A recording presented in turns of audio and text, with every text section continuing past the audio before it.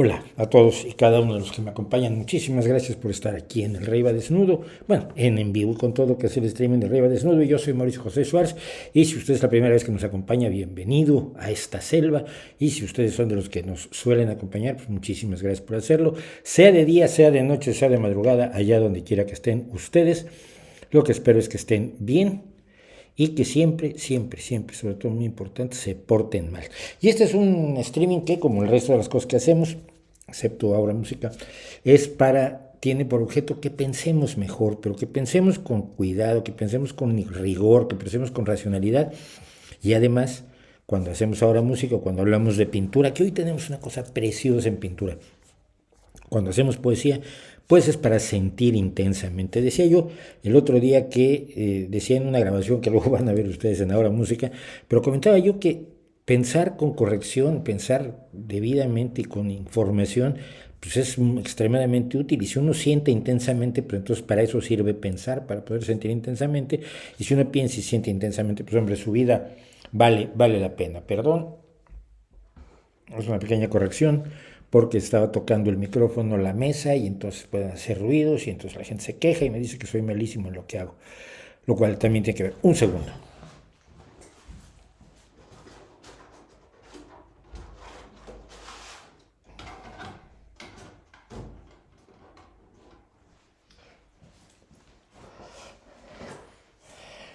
Sí, sigo con pilas porque se coló la Semana Santa, entonces el martes ayer, me llamó el que me ayuda el chico que me ayuda con electricidad, fontanería y albañilería y estas cosas, y dijo, fui al taller, fui al almacén y no llegaron las cosas para su obra, así que no la vamos a poder hacer. Hombre, pues muchísimas gracias. ¿Cuándo la haces? El otro martes, vale, entonces voy a comprar más batería, más pilas. Tengo un montón de pilas allí, es absurdo, del rayito, pero bueno, está encendido el rayito, que es, pues para algunos es también importante. ¿Qué más? Bueno, como siempre les pido que nos sigan en Twitter, en @el nocturno, en Instagram, que soy m_el nocturno, perdón, la web menos visitada de internet, mauricioschwarz.com, y nuestro correo electrónico rbdsqs@gmail.com, que en este momento básicamente lo que recibe es spam de Checoslovaquia, de Chequia. Hay un servidor en Chequia que utilizan todos los spammers, entonces me escriben ahí para decirme que me quiere patrocinar Revlon, L'Oreal, Bugatti, Apple, eh, Porsche, las cámaras Canon, 7 o 8 desarrolladores de nuevos juegos que creen que yo puedo decirle a mi público que juego. O sea, que se imaginarán que soy gamer, en fin. Pero bueno, entonces para eso está sirviendo sobre todo el correo, pero muchas gracias a quienes todavía no se escriben a él. ¿Y qué más? Y por supuesto en Patreon y en PayPal nos pueden apoyar, necesitamos apoyo, necesitamos recursos,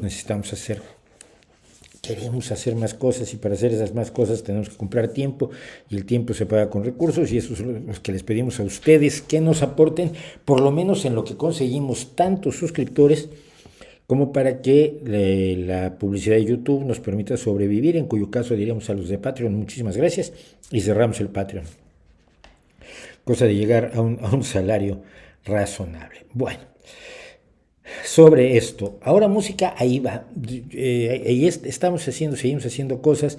Yo sigo invitando a todo el mundo a que vea la serie, la estamos haciendo a las 11 de la noche, lunes a sábado. Este lunes no hubo, por cierto, se me pasó ponerlo, no hubo ningún misterio al respecto. Pero estamos tratando de compartir mucha música y de contrastar ideas musicales, y nada más por eso. Y para que lo sepan y estén informados, en las próximas semanas tendremos algunas de las reacciones que hice con mi maravillosa y extraordinaria sobrina Laura, que está de visita en España, y le dije, como hablamos de música y tenemos unas broncas horrorosas, porque a ella le gusta el rap y a mí me gusta la música, se van a enojar conmigo, ya lo sé. Entonces hablamos de eso y le dije, ¿por qué no vienes y hoy ves unos cuantos vídeos de la música que a mí me gusta y los comentas? Pues sí, voy. Y vino y lo estuvimos comentando y nos divertimos muchísimo. A ver, yo me divierto muchísimo con mi sobrina desde que tenía 11 meses. Me empecé a tomar fotos y todavía ni caminaba, pero andaba por el estudio a una velocidad absolutamente de Fórmula 1 para pillarla con la cámara. Entonces, imagínense, son 20 años de estar con esta preciosa mujer que además es enormemente brillante, es enormemente inteligente y está estudiando relaciones internacionales y me parece extraordinario estar en el Reino Unido. Y hablamos de música y logré que le gustaran algunas cosas, como ustedes van a ver, curiosamente, de rock y de punk celta. Bueno, todo eso es lo que hemos estado haciendo en estas últimas semanas, días y meses. ¿Qué quiere decir eso? Que preparé pocas cosas para hoy, por lo tanto nos vamos a centrar muchísimo en el chat, cosa que les dará mucho gusto, porque hay gente que antes que empiece el programa, antes de decir buenos días, ¿cómo están? Gusto en saludarte, qué bueno que estamos aquí. Oye, quiero hacerte una pregunta y ¡paf! Me sueltan su pregunta. Entonces, pues muchísimas gracias a quienes viven así, en esa tremenda pasión por hacerme preguntas. Pero vamos a ver. ¿Qué pienso del Bitcoin? Mira, tengo un video sobre criptomonedas, precisamente, que ahora no me acuerdo cómo se llama, pero te lo digo.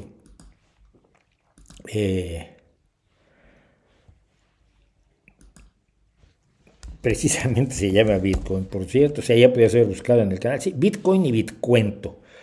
Y vamos a capturar esto y vamos a ponerlo en pantalla.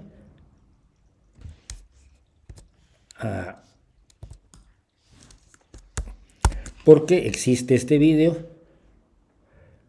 donde tú ya puedes enterarte de todo y no tengo que repetir yo los 32 minutos con 0,5 segundos que dura este video sobre criptomonedas, sobre si es una burbuja o no es una burbuja y qué características tiene y demás. Entonces, pues ahí lo tienes, Bitcoin y Bitcuento, puedes verlo y ahí te informas muchísimo de lo que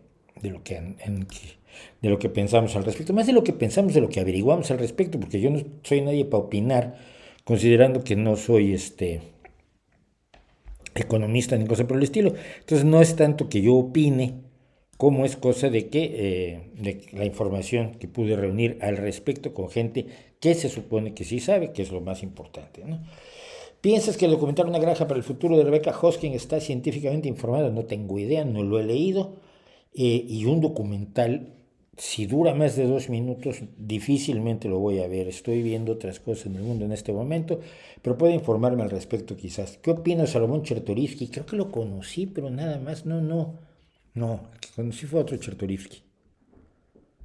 ¿Que andaba en la publicidad? Probablemente. Bueno, no me acuerdo. El hecho es que no tengo nada que opinar de él, pero no sé quién es. Espero que le vaya bien. Roberto Flores. No, y Germán García. Dos personas que saludan antes de otra cosa. Muy bien, muchachos. Los felicito. Muchas gracias, Germán. Saludos desde Manizales. Saludos desde Gijón.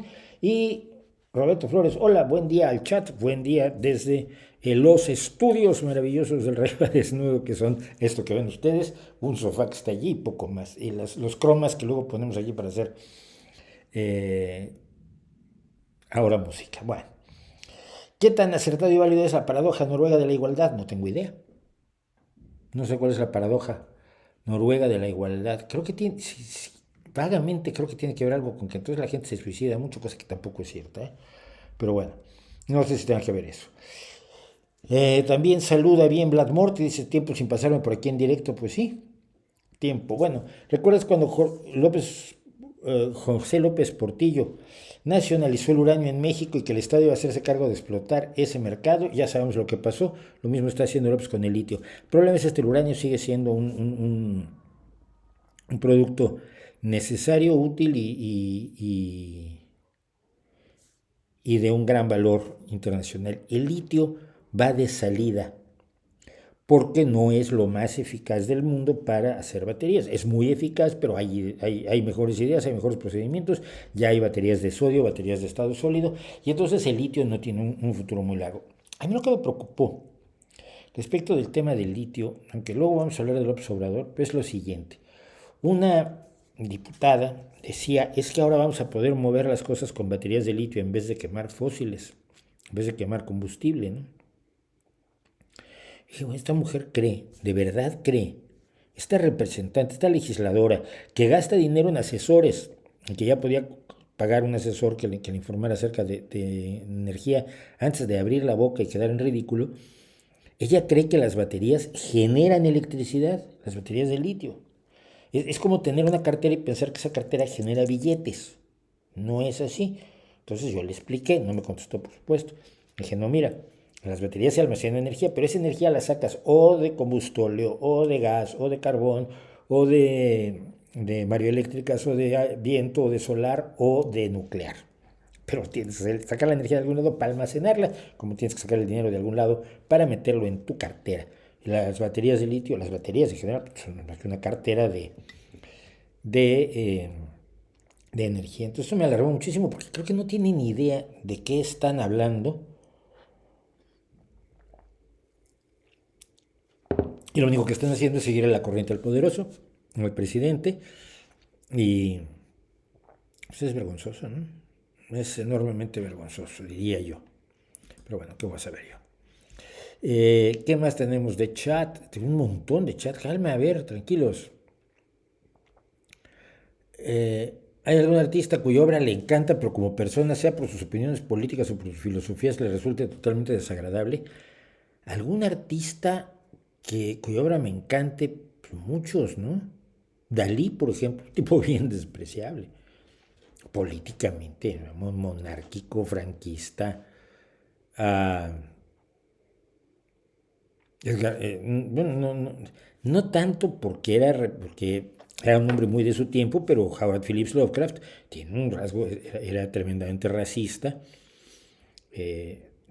Pero como siempre he dicho yo, tanto como todos los demás habitantes de Estados Unidos y de Nueva Inglaterra en los años 30 y 40, no había muchos proponentes de la igualdad entre las razas por aquel entonces, en aquellos tiempos. ¿Quién más?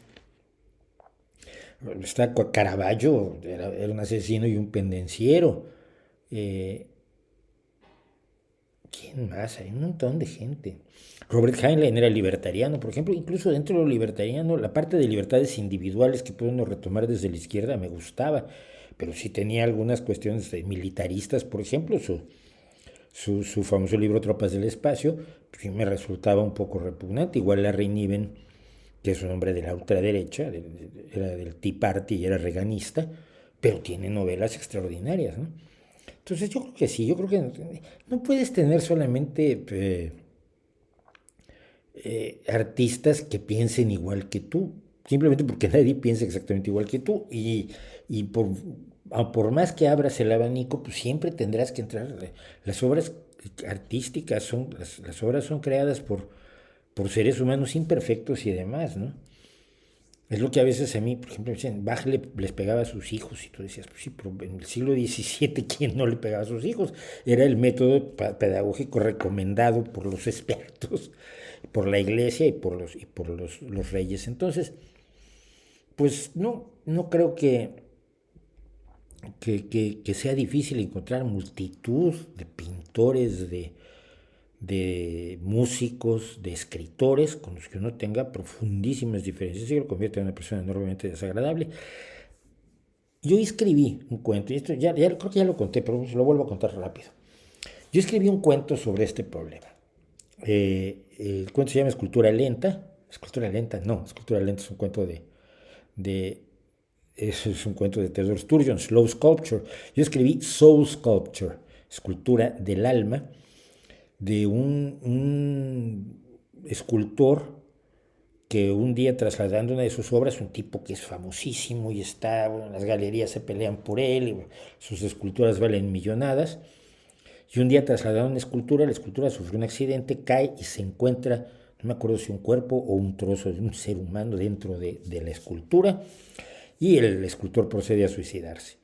Y lo que se descubre es que en el interior de muchas de sus esculturas había víctimas de este escultor que era un asesino en serie. Primero, nadie se había fijado en él, pese a que era claro que había un asesino en serie actuando. Segundo, sus obras son maravillosas, pero, pero están hechas al calor de una psicopatía, de una furia asesina, y están convertidas en urnas, en cementerios, en tumbas de personas inocentes, ¿no? Entonces, ¿cómo fue que encumbramos a este escultor y qué hacemos con su obra? Y yo al final lo dejo abierto. A ver, yo tendría muy claro que su obra no tiene ningún valor para permanecer, salvo como un ejemplo de esa barbarie, salvo para los las documentales de crímenes que a muchos nos gusta ver, pero yo no le daría ningún valor. Pero yo lo dejo abierto al final del cuento. Es un cuento en inglés que además creo que nunca se ha publicado. Si me permiten, creo que está en, eh, en un medio blog que tuve. Déjenme ver, listo. Porque es interesante, porque yo creo que ese tipo de cuestiones de lo detestable que es un artista y al mismo tiempo que su obra pueda ser maravillosa, es un problema que tenemos como seres humanos, como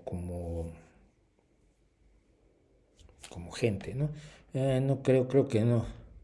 No, está este cuento que un día iba yo a hacer película con ¿cómo se llama? Con Guillermo del Toro, cuando Guillermo del Toro no era famoso, eh, pero no nada más, no he publicado eso por aquí. Bueno, algún día publicaremos un libro con mis cuentos en inglés que nunca se publicaron, salvo uno. Y esa es más o menos la historia que tengo que contar al respecto. ¿Qué opina de la empatía de esos oportunistas tan patriotas que aprovechan los momentos fatídicos para llenarse los bolsillos? Pues es evidente, ni me preguntes, son despreciables y punto. ¿Qué opina del Partido Socialdemócrata de México? No los conozco, no creo que sean socialdemócratas, creo que usan el nombre porque ya no queda otro espacio abierto en el espacio, en el espectro, en el abanico ideológico mexicano. No creo que sean socialdemócratas, quizás lo sean, pero no los conozco. Creo que es un fenómeno más reciente. Donovan Chipotín, Arm Ukraine Now, armemos a Ucrania ahora. Vamos a empezar con eso, ¿qué les parece? Vamos a hablar un poquitín del caso de Ucrania, de la situación de la invasión rusa a Ucrania, que en este momento Vladimir Putin ha afirmado que Mariupol ha caído. Era casi evidente que Mariupol iba a caer porque no tenía defensas, pero no tenía manera de que se hiciera llegar munición a los defensores que han actuado heroicamente en Mariupol. Pero el gobierno ucraniano dice que Mariupol aún no ha caído. Putin dice que ya cayó, va a caer en cualquier momento y sin embargo eso no es lo relevante, creo yo. Pero miren, pasó lo siguiente. El presidente Volodymyr Zelensky pidió esto, que Donovan Chipotín está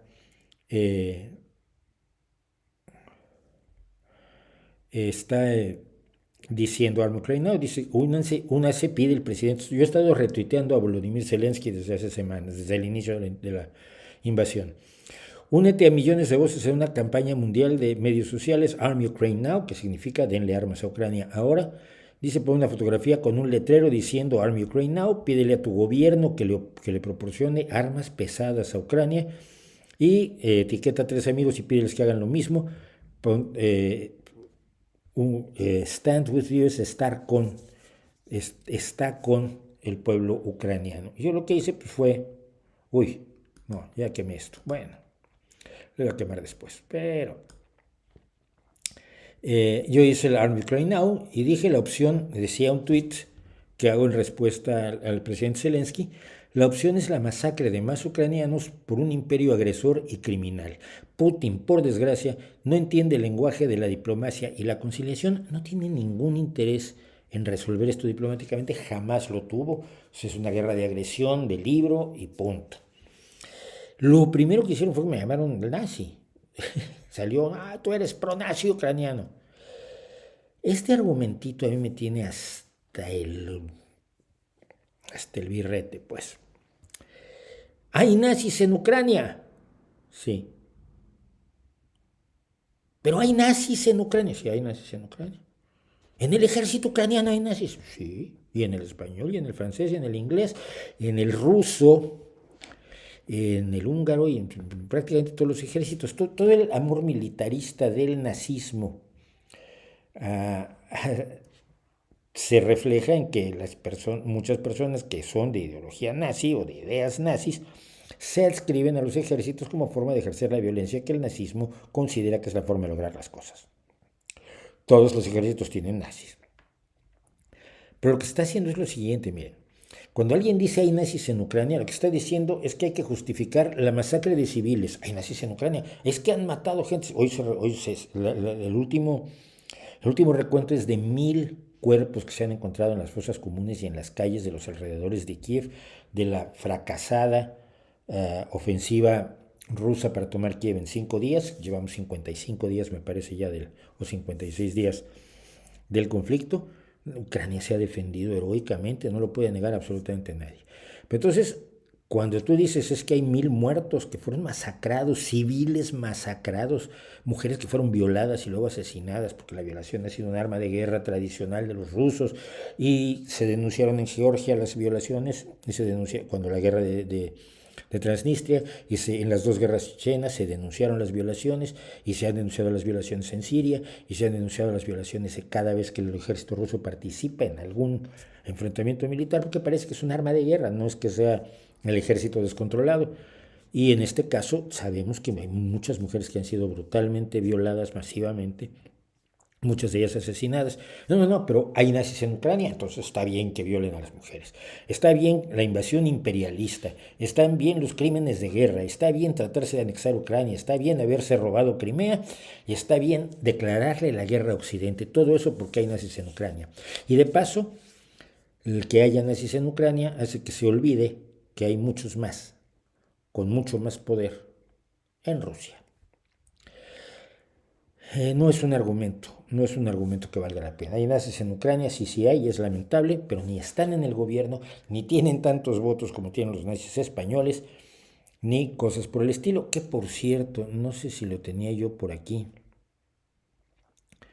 pero sí, hice un video, ayer estrené, ahora estamos estrenando los miércoles porque, como ustedes saben, no me da la vida. Su musiquita. No me da la vida, entonces ahora estamos estrenando los miércoles los videos temáticos, y el video temático de ayer es sobre el nazismo, tratando de explicar los orígenes y las características de lo que llamamos nazismo, porque hay que tener muchísimo cuidado. Leyendo a un asesor de Putin que publicó algo brutal en la agencia oficial rusa sobre la desnazificación de Ucrania, queda claro que en la retórica putiniana, nazis es ser prooccidental, es querer estar en la Unión Europea, es querer estar en la OTAN, es querer no ser víctima, títere, colonia de Rusia. Eso es ser nazi, y lo dice abiertamente, no es lo que realmente es el nazismo como forma de autoritarismo de ultraderecha. Entonces, pues yo creo que hay que empezar a contrarrestar ese constante. Te sacan al batallón Azov hasta en la sopa, y ya comentamos aquí que el batallón Azov ahora ya no es ahora es un regimiento para empezar, y tiene muchísima gente que no son nazis, y no lo digo yo, lo dicen los propios anarcocomunistas que están en combate en Ucrania, que fueron entrevistados por alguien a quien yo conozco, Patricia Simón. Entonces, ahora, hoy, hace un par de horas, se acaba de anunciar que España duplica la ayuda militar a Ucrania, y a mí lo único que me queda es estar orgulloso de que así reaccione el gobierno español, cuando el gobierno alemán de un socialdemócrata que es Olaf Scholz ha estado poniendo pretextos para no armar a Ucrania. El ejército alemán ha dado listas de armamento del que pueden prescindir en este momento para enviarlo a Ucrania, armamento que la lista la han visto los ucranianos, la han visto los estrategas ucranianos, y han dicho qué armas de esas son las que realmente necesitan, y Scholz está haciendo todo lo posible por no entregárselas, y es una horrible vergüenza. Es una horrible vergüenza para la socialdemocracia, pero sobre todo es una horrible vergüenza para la humanidad. Negarse a apoyar a un pueblo que está siendo masacrado significa dejar que sea masacrado. Es así de sencillo, no hay vuelta de hoja, no hay soy pacifista, no hay es que queremos una solución negociada. Todo eso son cuentos. Si una sociedad está siendo masacrada por bestias, y tú te niegas a darles la ayuda que necesitan para defenderse ellos, lo decíamos ya la semana pasada, la semana antepasada, todas las semanas. Si tú te niegas a darles la ayuda que piden para defenderse ellos, porque no están pidiendo que los defiendas tú eres cómplice del que les está rompiendo la cara, tú eres cómplice de los asesinos, de los violadores, de los masacradores, de los genocidas. Punto. Y así tienen que asumirlo los que digan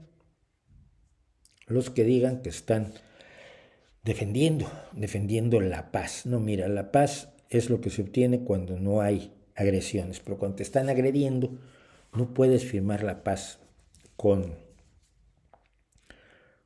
con quien no la quiere, quien no tiene ninguna intención de firmar la paz. Las negociaciones en las que ha entrado Rusia son simplemente para ganar tiempo, son para simular un cierto interés en la solución negociada del conflicto, pero lo que está expresado en las políticas que el propio gobierno ruso y los propios medios rusos han publicado no es eso, es la desaparición total del Estado ucraniano, su división en repúblicas federales que correspondan a la Federación Rusa, pero eso después de 25 años de desnazificación para que no vuelvan a querer tener las cosas que tiene Occidente, ni mucho menos quieran estar en la Unión Europea. Ese es un proyecto que si Estados Unidos lo presentara para cualquier país, la gente se azotaría en el suelo, yo entre ellos, por supuesto. Pero si lo hace Rusia les parece muy bien, no lo entiendo. Y hay gente que ha llegado a niveles verdaderamente atroces, y lo tengo que decir. Miren, me cuesta mucho trabajo oír a Noam Chomsky porque al paso de los años ha sido cada vez peor. Pero recientemente lo que ha dicho es que la invasión no tiene excusa posible, que Putin es un asesino brutal, pero que la culpa es de Estados Unidos. Sorpresa, qué raro. Estados Unidos provocó que Putin cometiera esto que no tiene justificación, pero la culpa no es de él. Y lo que está diciendo es que lo que hay que hacer es darle a Rusia lo que quiere, es decir, entregarle a Ucrania para evitar que haya un conflicto mayor. Si, primero que nada, nadie, ni Estados Unidos ni Europa, es dueño de Ucrania para entregarla. La sola idea de que un grupo de países pueden entregar a otro, pasándose su soberanía por donde les conté, me parece increíble por parte de alguien que siempre ha defendido supuestamente la soberanía de las naciones. ¡Viva la soberanía de las naciones! Menos la de Ucrania. A Ucrania se la entregamos a Putin porque con eso Putin ya va a estar contento. Ya. O con que se le entregue el Donbass y se prometa que Ucrania nunca va a entrar a la OTAN ni a la Unión Europea. Aunque quiera, ¿qué importa lo que pueda querer Ucrania? Si Chomsky o el presidente López Obrador saben mejor lo que les conviene a los ucranianos, que van a saber ellos. Pero lo más absurdo es esto. Chomsky ha afirmado que con eso ya Putin va a estar contento. Mira, no. Cuando en los prolegómenos de la Segunda Guerra Mundial Hitler empezó a hacer exigencias de carácter territorial.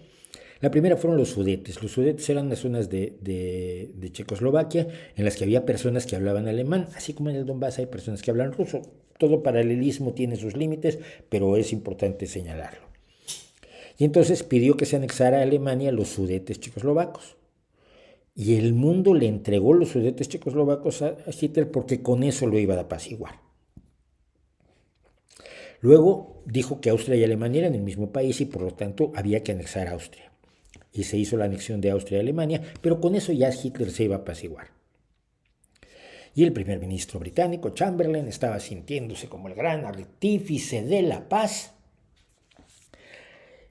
Y el 1 de septiembre de 1939 descubrió que le habían visto la cara, que lo que quería Hitler era lo que ya había dicho en Mi lucha que quería, la expansión hacia el oriente de Alemania para tener espacio vital, matar a todos los eslavos y judíos y esa gente molesta, para llenarlo todo de alemanes rubios, altos y de ojos azules, que no son como los alemanes, sino más bien son como los finlandeses y los daneses, gente muy del norte. Los alemanes generalmente son más bien de pelo oscuro, como era Hitler, por cierto. Toda distancia guardada por los paralelos históricos siempre son peligrosos. Putin no va a estar satisfecho con esto. Su sueño, y lo ha dicho, y lo han dicho sus asesores, y lo han dicho sus ex asesores, es reconstruir el poder de la Unión Soviética, pero bajo su control, bajo su dominio.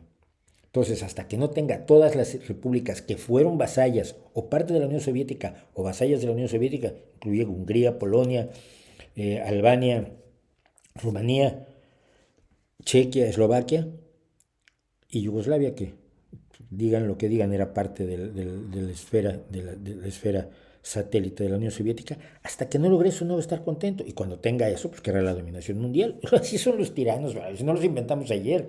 Putin no es un tirano de un estilo totalmente nuevo, es el mismo tipo de bestia que era Iván el Terrible, Pedro el Grande, Catarina la Grande, Hitler, Alejandro Magno y todos los grandes expansionistas. Así que yo les pido que hagan eso, lo mismo que he hecho yo y lo mismo que hacía Donald Putin, un letrero, armar a Ucrania ahora, Arm Ukraine Now, pedirles a sus gobiernos que ayuden a un pueblo que no quiere entregarse a las manos de un asesino.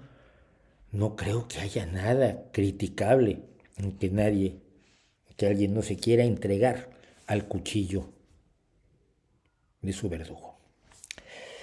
Dice Patricia Díaz, ¿quién te arma las placas? ¿Qué placas? ¿Tienes algún encargado del diseño? Me encantaría colaborar si logro salir de la depresión mejor. No, hombre, a lo mejor trabajar te ayuda a salir de la depresión, pero no sé de qué placas hablas. Si son las de No Stupid People o de Nothing Go Left, no, esas placas las compro en Amazon. Yo como experto en decoración soy una basura en ese sentido. Pero si no, no sé a qué te refieres, si me lo aclaras mejor. Y sí, trabaja. Y yo sé que decirle a la gente, ay, tienes que sentirte mejor, es lo peor que puede ser con alguien que está deprimido. Yo he tenido depresión alguna vez. Pero trabajar hace por lo menos que uno se olvide de la depresión. De Santa Bárbara, California, muchas gracias. Bon Scott, Brian Johnson, ya que nunca ha hablado extendido de AC/DC. No he hablado extendido de AC/DC porque no conozco bien AC/DC, porque no soy metalero. Entonces me gustan 3 o 4 cosas de AC/DC, incluso cuando comenté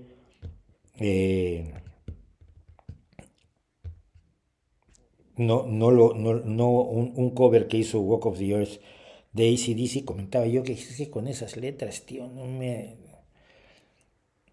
En Highway to Hell estuvimos con unas chicas que estaban muy buenas.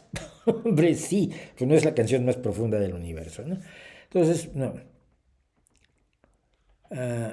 Mira, tenemos aquí una persona a la que tenemos que ubicar rápidamente. A ver.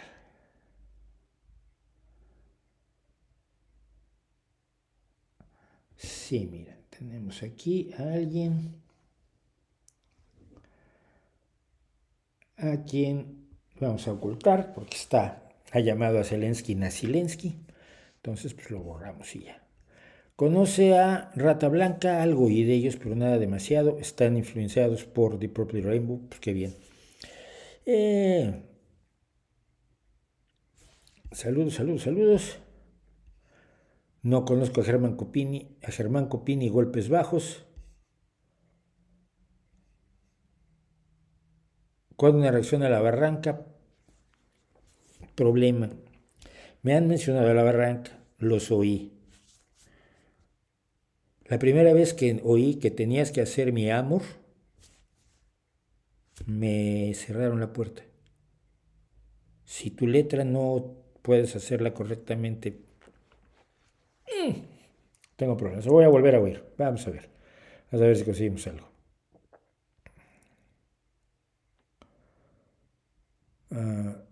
A ver si me aclaran lo de la paradoja. Noruega dice que se refiere a las diferentes elecciones laborales de hombres y mujeres.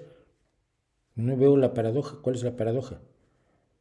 Obviamente estamos condicionados y determinados por nuestra genética y por nuestro entorno social. Habrá cosas en las que pero pues somos distintos, no sé si somos distintos.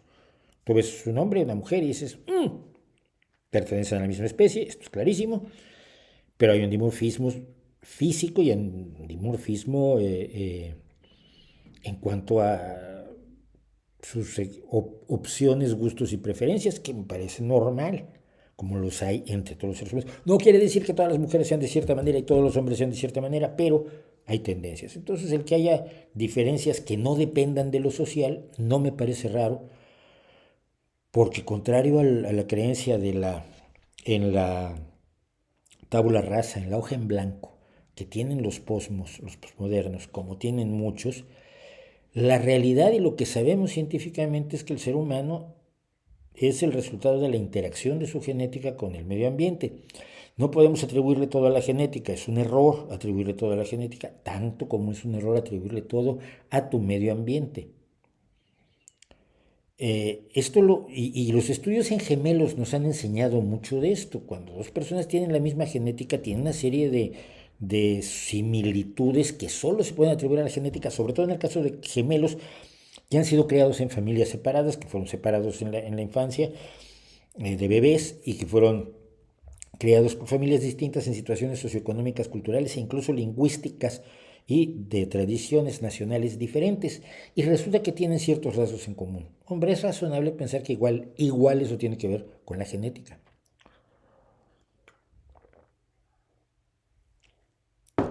Pero al mismo tiempo, tienes una enorme diferencia entre los gemelos. Gemelos que han sido criados por la misma familia, en la misma casa, en el mismo entorno, etcétera, etcétera, tienen claras diferencias. Diferencias que pueden ser también genéticas o que pueden estar determinadas por cuestiones del medio ambiente o por interacciones entre el medio ambiente y la genética que no podemos desentrañar. Mientras no las podemos desentrañar, atribuirle todo a la genética, atribuirle todo al medio ambiente, es un error. Te recomiendo mucho que leas la Tabula Rasa, que es uno de los libros más importantes, junto con la ilustración, de Steven Pinker, por cierto.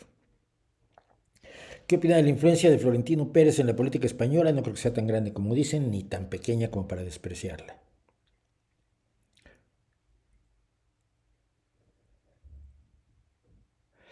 ¿Cómo analizar el impacto de la automatización en la pérdida de empleos, pero que permite producir más barato y mejor? Y, a ver, y es que esta era la preocupación de los luditas, ¿no?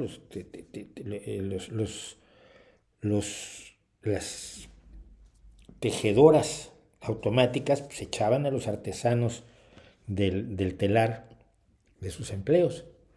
Por ahí empezó, digamos, vamos a jugar a que en la revolución industrial empieza con el telar automatizado. ¿Qué pasó con aquellas personas?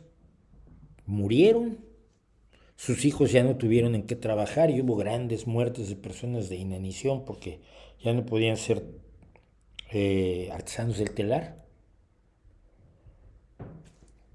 Pues no, resulta que hubo otros empleos que pudieron crearse, otros empleos que pudieron crearse, abrirse nuevas avenidas que antes eran imposibles. Mira, si nos vamos un poco más atrás, cuando la gran mayoría de los seres humanos tenían que dedicarse a la agricultura, las posibilidades de desarrollar la informática eran muy limitadas.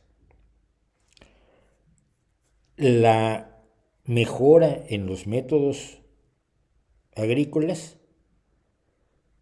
abre la posibilidad de que la industria atraiga gente del campo a la ciudad.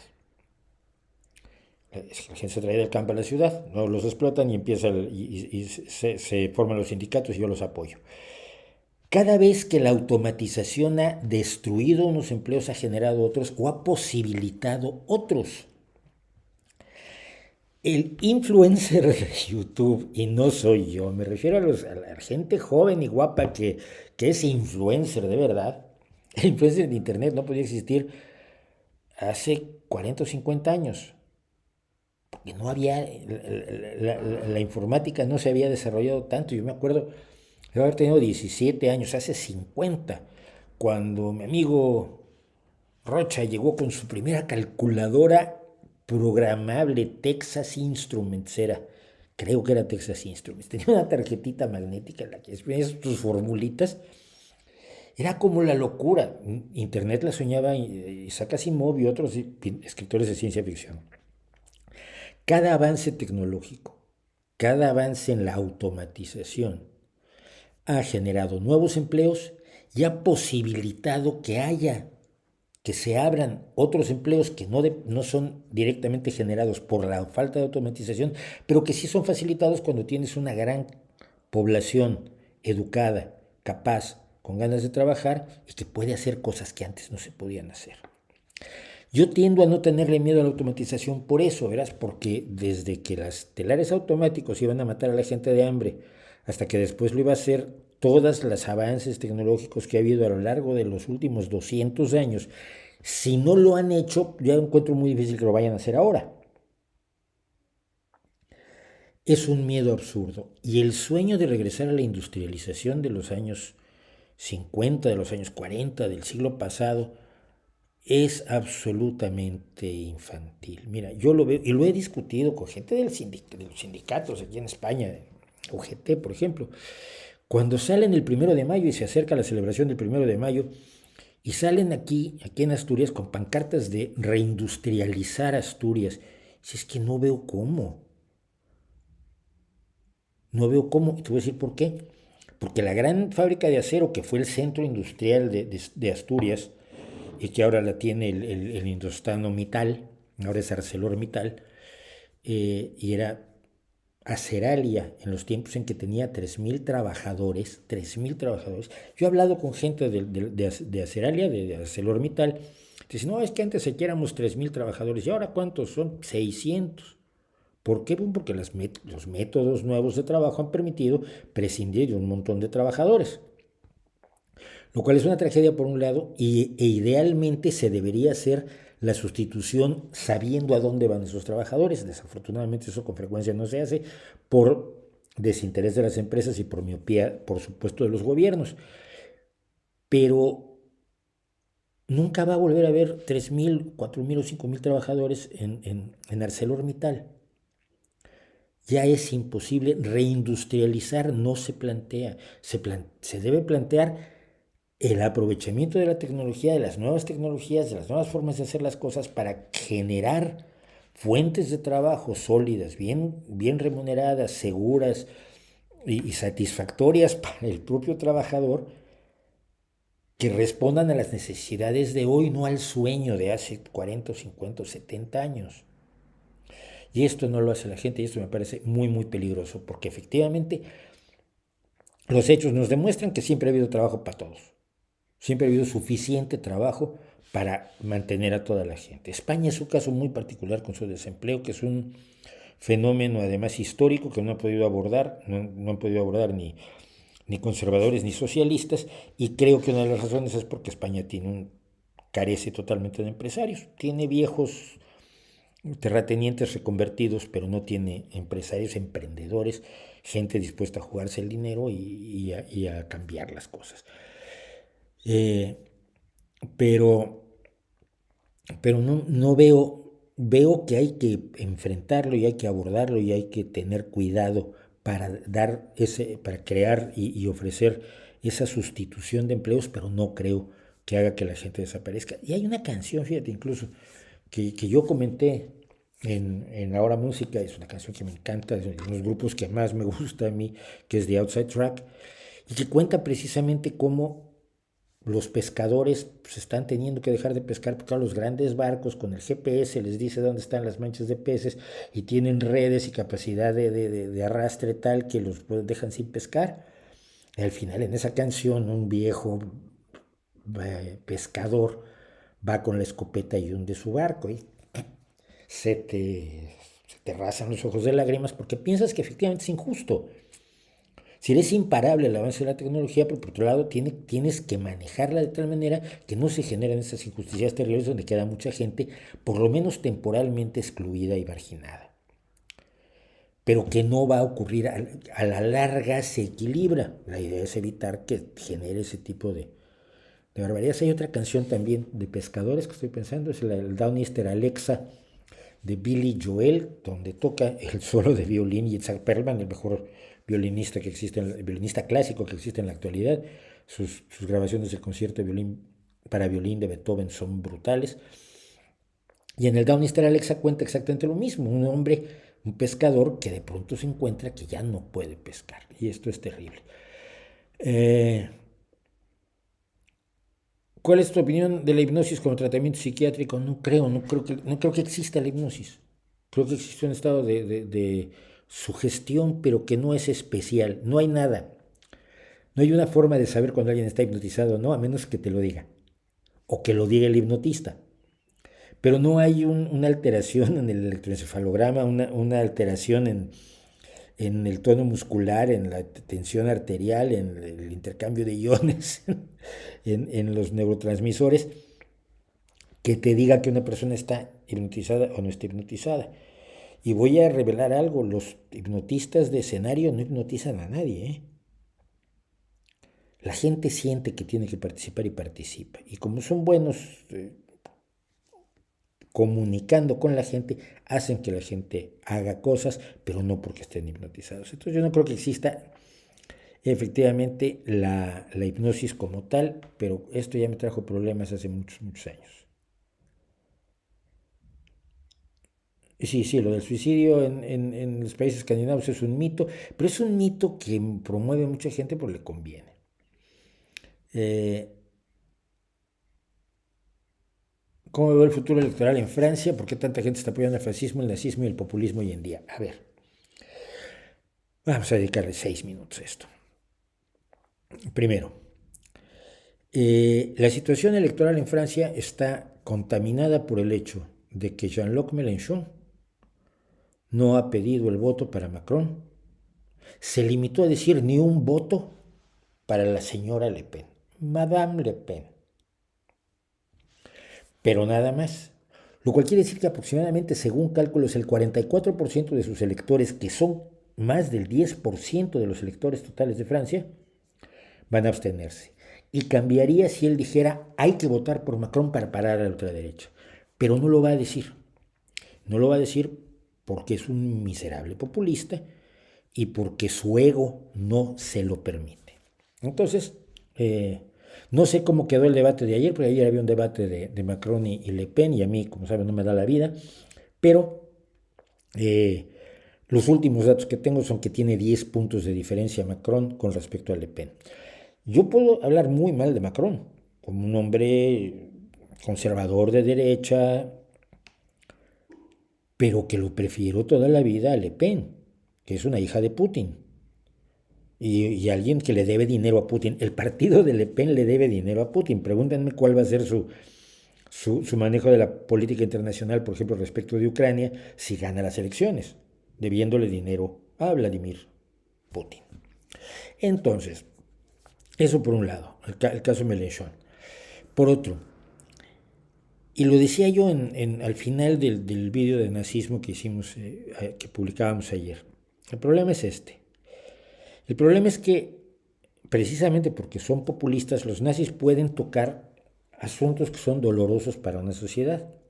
En varias ocasiones he dicho aquí que la socialdemocracia y los conservadores tradicionales se han hecho de lado con una cierta serie de problemas sociales reales. Los beneficios de la democracia y de la socialdemocracia después de la Segunda Guerra Mundial se han repartido de manera muy dispareja. Y hay un sector que se siente excluido, sobre todo en el mundo rural. Y no se ha sabido responderle a sus necesidades, a sus exigencias, a sus legítimas reclamaciones. El populista tiene muy fácil decirles, mira, a ti lo que pasa es que te están haciendo esto otros. Yo te señalo al enemigo y la solución para el enemigo soy yo. Entonces mucha gente vota a Le Pen o a Vox no porque crean en el fascismo y en la totalidad de la agenda, muchas veces agenda oculta o no ampliamente explicitada que tienen estos partidos. Lo hacen porque esos partidos están diciendo lo que ellos quieren oír y que no se los están diciendo desafortunadamente ni la izquierda viable ni la derecha conservadora también viable políticamente. Es el mismo tipo de mensaje que lanza la izquierda populista. Cuando tú oyes algunas cosas sobre sindicatos, por ejemplo, o sobre el campo, que decía Podemos, pues muy cercano a lo que está diciendo Vox. No todo, lógicamente, porque hay una diferencia ideológica importante, pero la parte de buscar dónde le está doliendo a la sociedad las cosas y resaltarlo, exaltarlo y decir yo soy la respuesta a eso, hace que mucha gente vote por ellos. Entonces yo te puedo asegurar que si tú recorres Francia y recorres a los votantes de Le Pen y les preguntas, entonces tú quieres que Putin destroce Ucrania, te van a decir no, a ver, no.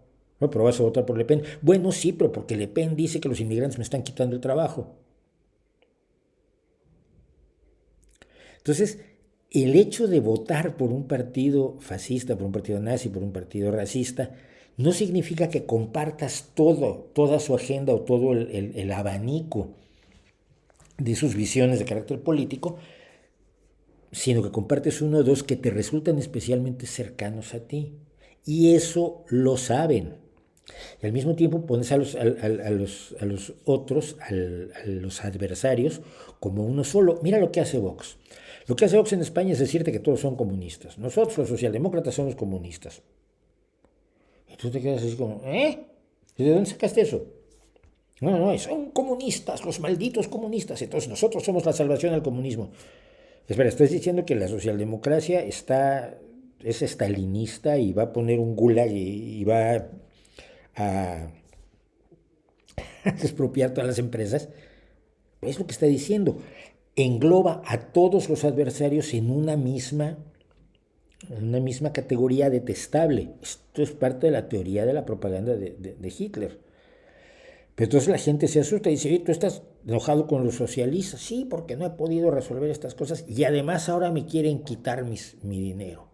¿Me quieren quitar qué? No, mi coche. ¿Cuál coche? Me quieren quitar mi mansión. Me quieren cobrar impuestos de sucesiones. No me quieren dejar de... Este es un caso en España muy interesante. No me quieren dejar de cobrar impuestos de sucesiones. Oye, pues ¿cuánto vas a heredarles a tus hijos? No, mi casita y un par de cosas más.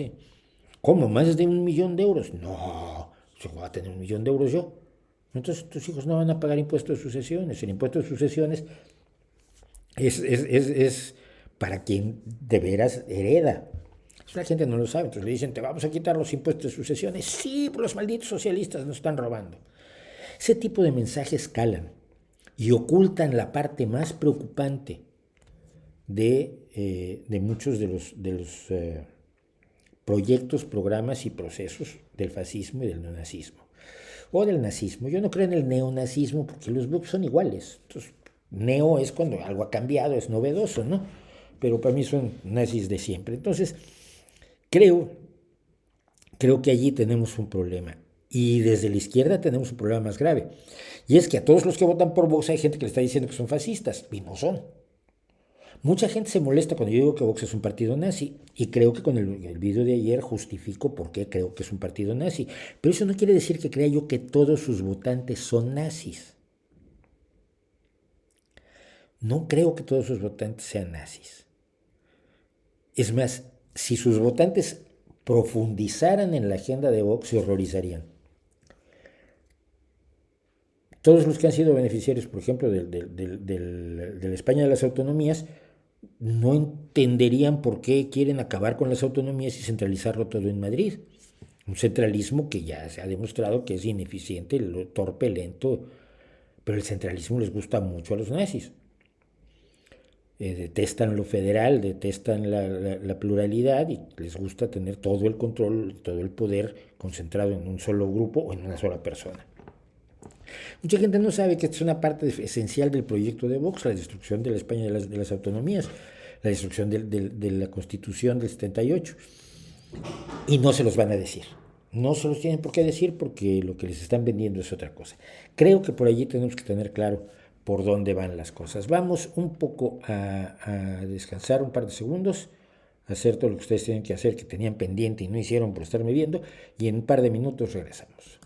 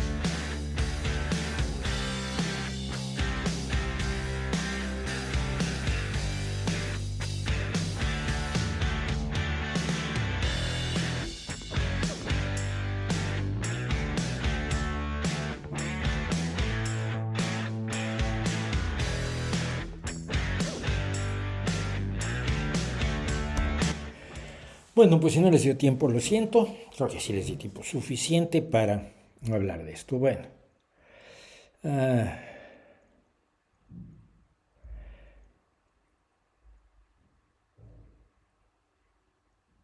podría hablar no, no, del levantamiento del gueto de Varsovia no tengo datos así como para contarlos. Algo que te parezca rescatable de Noam Chomsky, muy por encima. O sea, a ver, Noam Chomsky empezó haciendo algo muy importante, que era como intelectual estadounidense denunciar las atrocidades de los Estados Unidos. Esta lealtad nacional que muchos mantenían, era importante que tuviera excepciones, y Noam Chomsky fue una gran excepción al denunciar barbaridades de los Estados Unidos, y me parece muy importante. El problema es que luego se quedó en eso. A partir de 1978, cuando el caso de... No me acuerdo ni siquiera cuándo fue, el 77, cuando negó las atrocidades en Camboya, en Kampuchea, de Pol Pot, cuando dijo que todo era propaganda de la CIA, cuando se negó a aceptar datos que estaban, personas fiables estaban pasando diciendo es que Pol Pot y su grupo, los Gemeres Rojos, están cometiendo un genocidio feroz. Se negó a creerlo. Consideró en aquel momento que era más creíble que fuera una propaganda de la CIA, y así lo dijo abiertamente. Pero a partir de allí, el problema es, la conclusión siempre es la misma, nunca hay un solo país en todo el planeta, un solo dirigente en todo el planeta que sea malévolo si no es culpa de Estados Unidos. Y lo oyes una y otra vez a lo largo de décadas y dices, hombre, pues este tío es como los estalinistas, ¿no? Todo es culpa del imperialismo estadounidense, y Rusia nunca hizo nada mal, pero es que había gulags. No es cierto, no había gulags. Obvio, es que ningún país, por malo que sea, lo hace todo absolutamente mal a lo largo de toda su historia, con diferentes gobernantes. Entonces, para Chomsky es igual. Y Kennedy, que Johnson, que Nixon, que Clinton, que Carter, que Bush, que el otro Bush, que Trump y que Biden. Los ve a todos igual, sin matizar en lo más mínimo. Entonces, yo creo que es un trabajo importante en los años 60, pero luego se desplomó en algo que además le ha resultado el mejor negocio del mundo, porque no olvidemos que el señor ha conseguido ser millonario, porque mira, es muy fácil hablar contra Estados Unidos en Estados Unidos. Sale gratis, es más, te pagan por hacerlo. Y tienes que reconocer que si intentas hacer lo mismo en Rusia, hablar sobre Putin, pues tu futuro es escasito. O si quieres hablar contra Orbán en Hungría, o si quieres hablar contra Erdogan en Turquía, o si quieres hablar incluso contra López Obrador en México, donde vas a acabar siendo mencionado y te exhibirán como traidor a la patria. Pero Estados Unidos no te va a pasar nada de eso. Eres un intelectual reconocido y aplaudido. Y si no eres capaz de detectar esa pequeña diferencia, tienes un problema. Bueno, ¿el género es una construcción social? Sí, no sé. Al parte, obviamente sí. ¿Por qué las chicas usan rosa y los chicos azul? Pues por una convención social de fines del siglo XIX. Antes, en el siglo XIX, los chicos usaban rosa porque estaba más cerca del rojo, porque era más viril y bélico. El uso del rosa y el azul es una convención social, por supuesto es una construcción social. Ciertas cosas son construcciones sociales o consecuencia de hechos históricos que ya están superados. Por ejemplo, los señores no podían lavar la ropa porque tenían que trabajar todo el día, y lavar la ropa era jodidísimo y había que hacerlo durante horas, casi todos los días. Entonces, pues es un trabajo que se les quedaba a las mujeres. ¿Por qué? Lavaban mejor. No, genéticamente están mejor diseñadas para lavar. Pues no. Pero en ese momento, en esos momentos históricos, le tocaba esa labor a la mujer. Se inventa la lavadora, y entonces lo que no puede ser es que la lavadora la ponga la mujer porque es su trabajo. Pues no, mira, no lo era. No es genético. Obviamente hay grandes espacios de construcción social en los roles de género que él tiene que hacer, que él corresponde a ser una mujer, que corresponde a ser a los hombres. Y negar eso, está también un poco violento y hay gente que lo quiere negar, hay gente que, bueno, y lo que niegan además habitualmente con base en la Biblia, que allí Dios dijo que debía ser cada quien y tienes que permanecer en ello. Pero obviamente también hay diferencias que probablemente sean relevantes y que deben ser respetadas. Hay experimentos de niños y niñas criados en absoluta igualdad, con un aislamiento respecto de los fenómenos culturales que crean estereotipos de género que consideramos muchas veces dañinos, y que pese a estar educados igual, tienen tendencias y gustos diferentes. Entonces, es parte de ser humanos, tenemos tendencias y gustos diferentes, y, y quiere decir que hay una componente genética. Sorpresa, todo tiene una componente genética. Entonces, eh, bueno, te escuché por primera vez unas semanas en el podcast mexicano de los herejes. Muchas gracias, me caen bien, herejes. Son divertidos además. Armandowski, Trotsky, luego veo sus cortos y me descacharro de la risa.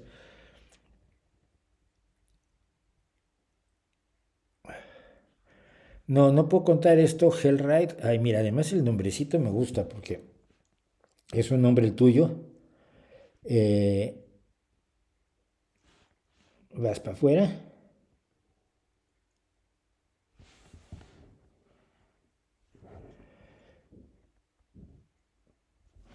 Es que hay un personaje que está diciendo que se ha dejado morir a la gente en el Donbass y que ha habido una masacre en el Donbass. No hay tal. Ha habido 14.000 muertos en una guerra que provocó Putin desde 2014. De ellos 2.000 han sido civiles y es una desgracia. Y grupos nazis han cometido atrocidades aisladas. No es una cuestión ni sancionada por el gobierno ni tan generalizada como lo quieren plantear. Pero claro, cuando hablan de la matanza de rusos en el Donbass, lo que tenemos es propaganda rusa y no la acepto aquí. ¿Por qué? Porque no. Eh, Me gustaría preguntarte muchísimas cosas, Víctor y Ruedas, pero de una en una, total, tenemos muchas semanas. Todos los jueves estoy aquí.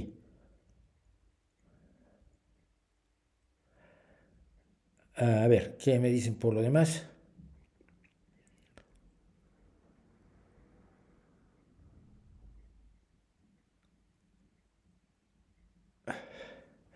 Dee Snyder dijo fuck you Putin y permitió que se usara We're Not Gonna Take It en propaganda a favor de Ucrania. Mira, Dee Snyder es uno de los tíos que mejor me cae en el rock. Es uno de los tipos que mejor me cae en el rock desde que vi con Twisted Sister We're Not Gonna Take It.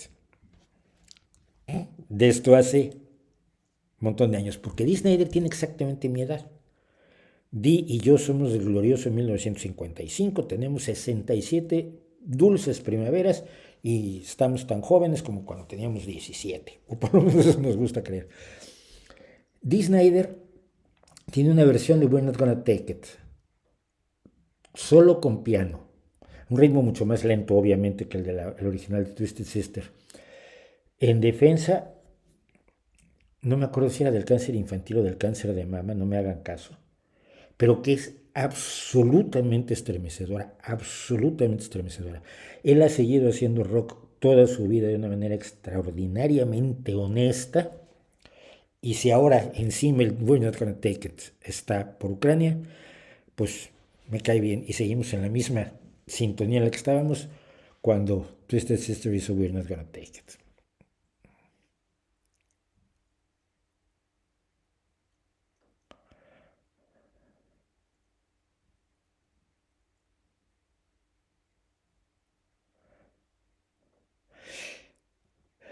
No, no hay, bueno, yo quisiera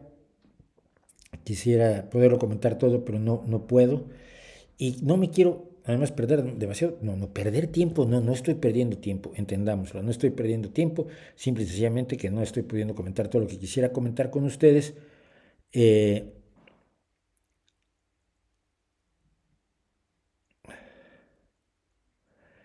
pero,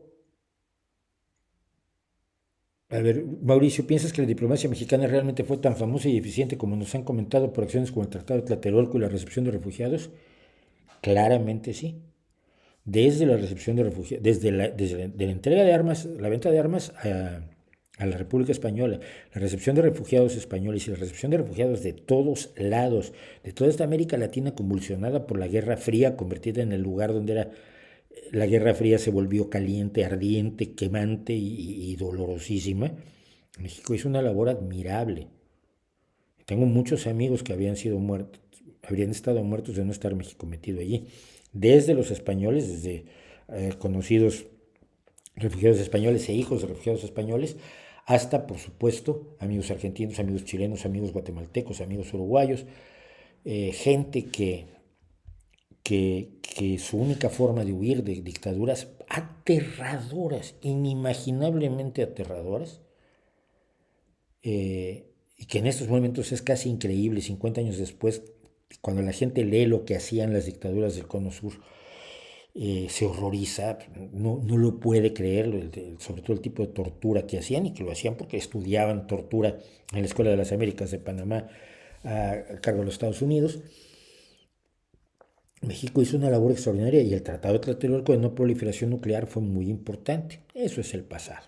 El presente es muy distinto. Y vamos a hablar un poco del presente de México durante unos minutos, y esto me gusta intitularlo La locura de López Obrador. Mira.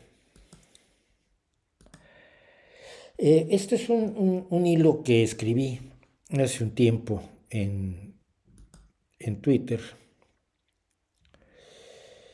y que quiero rescatar y contar. Mira, yo quisiera creer, como los zombies de la derecha y los conspiranoicos profesionales, porque hay mucho conspiranoico, México tiene una tradición conspiranoica donde todo está hecho a propósito para algo, tiene todo tiene doblez. Me gustaría creer que López Obrador es un sujeto de una agudeza mental brutal, que es un visionario, de una astucia increíble, capaz de manejar todo a su alrededor con los hilos, con una fineza que ninguno de los grandes estadistas de la historia de la humanidad ha podido lograr tan finamente como Andrés Manuel López Obrador. O por lo menos eso le atribuyen tanto la oposición como como los conspiranoicos. Por ejemplo, me encantaría creer que los medicamentos caducados, que ahora se acaba de saber que no se repartieron mientras miles de niños siguen sin ellos en México, son un plan perverso, cuidadosamente estructurado, con aviesos fines homicidas, como parte de una trama criminal de una gran inteligencia. Pero esto a nivel villano del 007 o de villano de Marvel. Quisiera creer que López Obrador tiene una visión internacional que contempla los equilibrios y correlaciones de fuerzas y que sus decisiones tienen alguna base cualquiera que fuera. Por ejemplo, esto, cuando no quiso votar la expulsión de Rusia de la Comisión de Derechos Humanos de las Naciones Unidas. Quisiera creer, porque sería muy cómodo, que el observador levanta cortinas de humo diseñadas con una sagacidad absolutamente goebbelsiana para ocultar otras cortinas de humo con las que oculta otras cortinas de humo con las que oculta la verdad. Verdad que sale en los periódicos todos los días a todo esto, porque lo que la gente le gusta de llamar las cortinas de humo de López Obrador, pues nunca oculta nada. Y, por ejemplo, es el caso de su guerra personal con un periodista. Mucha gente dice, es que la guerra con Loret es porque es una cortina de humo para ocultar cualquier cosa que ellos crean que se quiere ocultar en ese momento. La explicación a todo de la cortina de humo, me encantaría creerla porque facilita mucho las cosas. No necesitas pensar, no necesitas analizar la realidad, sino le aplicas esa explicación a absolutamente todo y estás bien tranquilo. En resumen, yo quisiera creer que López Obrador tiene un plan, un proyecto de país, una visión personal de su grandeza, un proyecto con el que uno puede estar en desacuerdo, pero que marca el rumbo de todas sus acciones, todas sus declaraciones, decisiones y omisiones. Es decir, que todo es parte del mismo plan.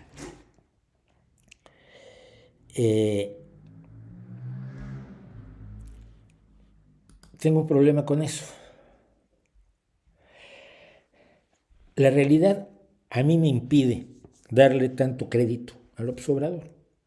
Si habla de España, de agricultura, de la pobreza, de sus logros, es porque sinceramente ese es su nivel de análisis, nivel bajísimo, nivel absolutamente simplón, nivel desprovisto de relaciones diplomáticas serias con la realidad, incapacidad de lidiar con la realidad y un narcisismo que lo sostiene, lo mueve y lo justifica todo.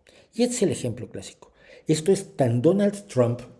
Donald Trump se ha dedicado las últimas semanas a decir que si él fuera presidente no habría pasado lo de Ucrania. No olvidemos que él estuvo negándole la ayuda a Ucrania a cambio de que le daría ayuda a Ucrania si Zelensky le daba información negativa sobre el hijo de Biden durante la campaña electoral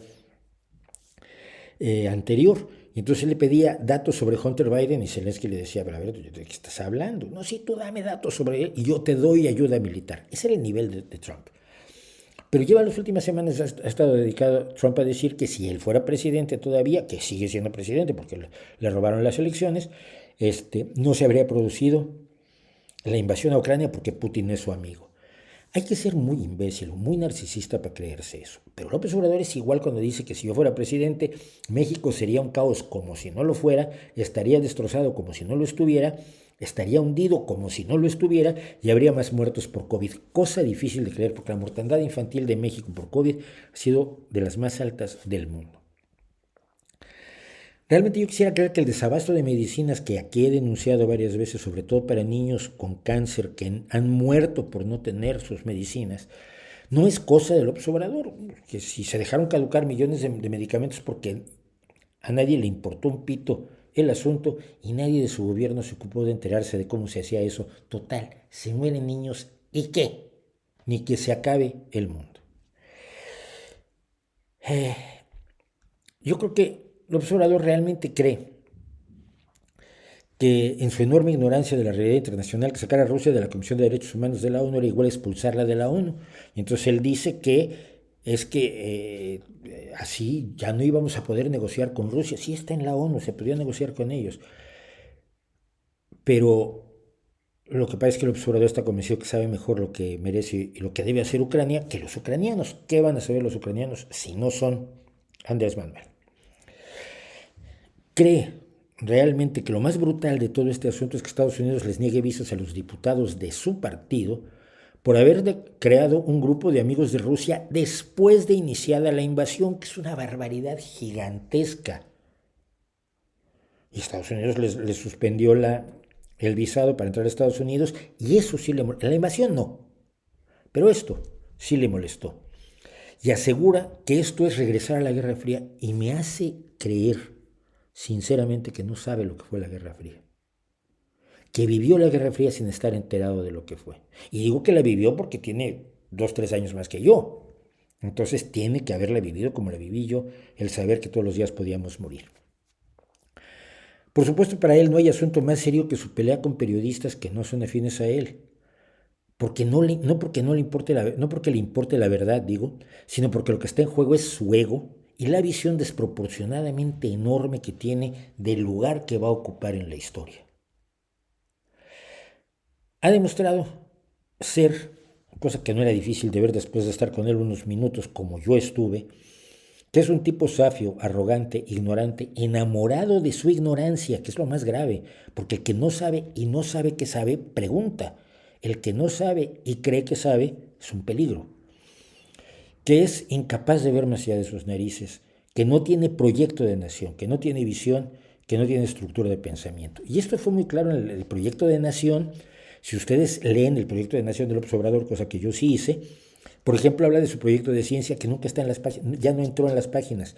Le encargó capítulos a gente de su entorno y luego los unieron y los pegaron todos. No hay unidad estilística, no hay unidad programática, que sería lo más importante.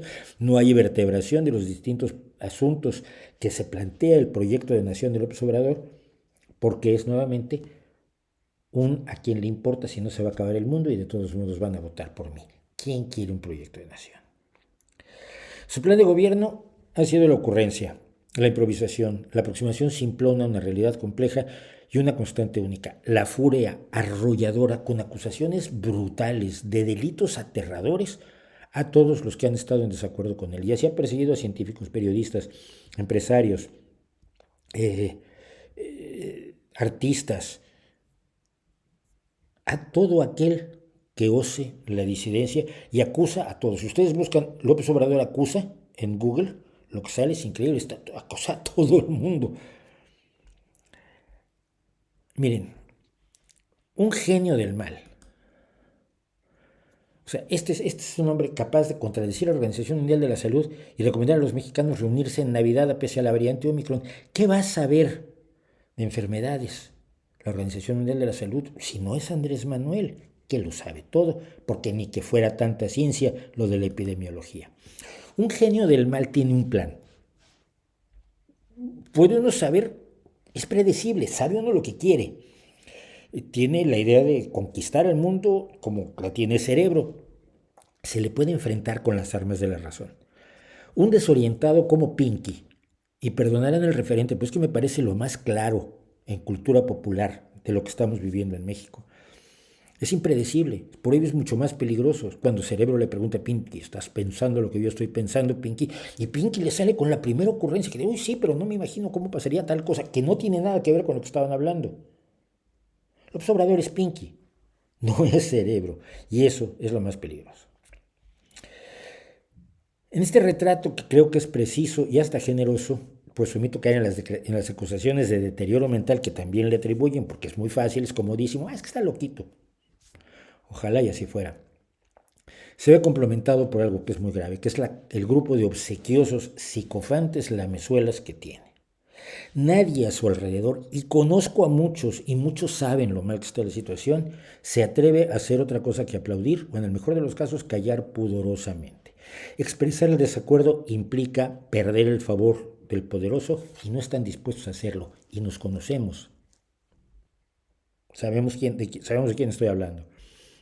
Yo no pongo en duda las buenas intenciones de López Obrador. Él estaba convencido de que su sola presencia conseguiría hacer realidad todos sus sueños. Los anteriores y los que se va inventando todos los días en un gobierno que nunca tuvo proyecto.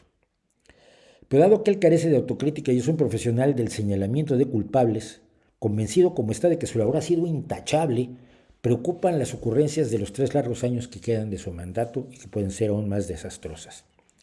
Si no es un genio del mal, un tirano malévolo o un psicópata peligroso, sino un ególatra sin compromiso con nadie como no sea con su propia grandeza, el peligro es además que decida agraciar a sus súbditos con algunos años más de su maravilloso liderazgo.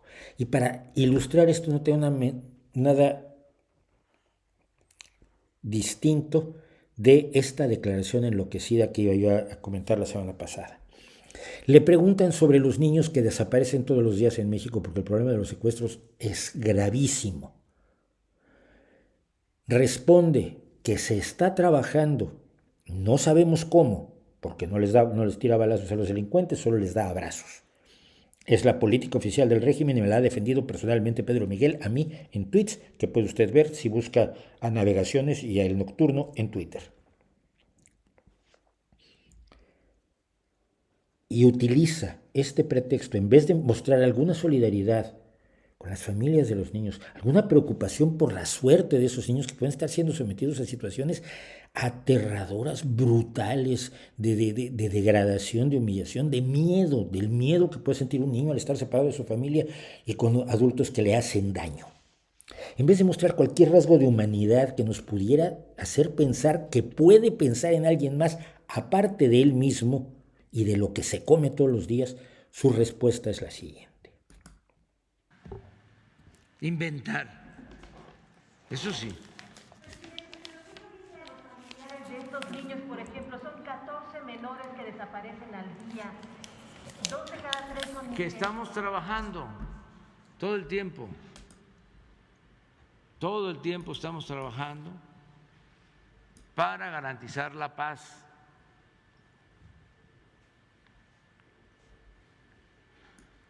Enfrentando a los intereses del antiguo régimen y enfrentando campañas de desprestigio como las que lleva a cabo, entre otros medios, el que conduce Carmen Aristegui.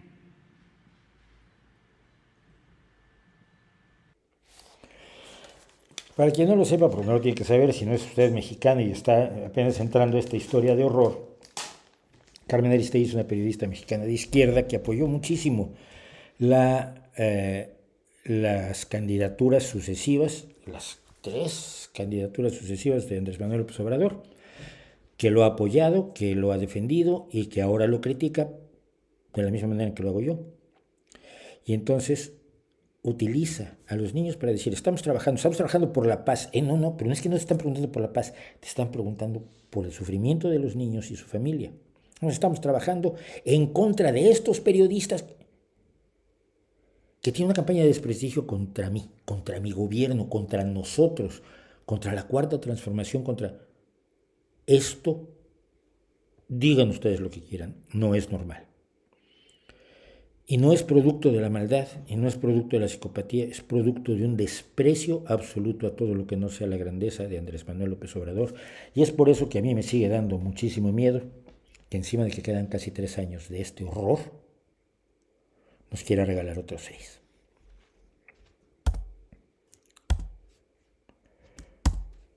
Y esto ya no funciona. Bien, ¿qué tal? ¿Se están... ¿lo está pasando bien? Yo soy gemelo y somos completamente diferentes, mira, sí. Antes no había máquinas que aprendiesen como ahora, tampoco las hay, ¿eh? El aprendizaje de máquina todavía está muy... Y además, la máquina no aprende como aprenden los seres humanos. Se llama aprendizaje, pero no es aprendizaje, ¿eh? No es aprendizaje como el de los seres humanos. Mucho cuidado.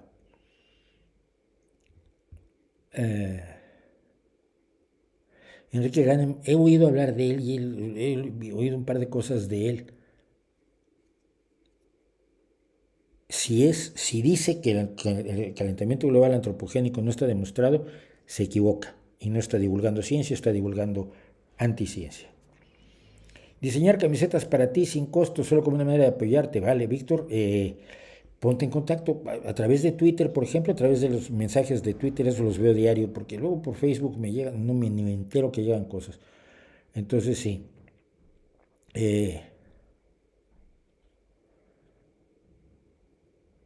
Bueno, si no me apresuro con otras cosas, no vamos a terminar. Y esto, ¿cómo palías el vacío existencial del ateísmo y el nihilismo? ¿Cuál vacío? Mi vida está llena de alegría, mi vida está llena de arte, mi vida está llena de participación social, de tratar de hacer un mundo un poco mejor para los que vienen después de mí. ¿Cuál nihilismo? ¿Cuál? El ateísmo está lleno de oportunidades. Tengo una sola vida. No puedo desperdiciarla en la nada. El ateo sabe que esta es su oportunidad. Los acontecimientos aleatorios de un universo de 13.800 millones de años enormemente complejo y raro han dado como resultado la coincidencia de que yo esté aquí. Que un montón de moléculas se hayan unido para que yo esté aquí.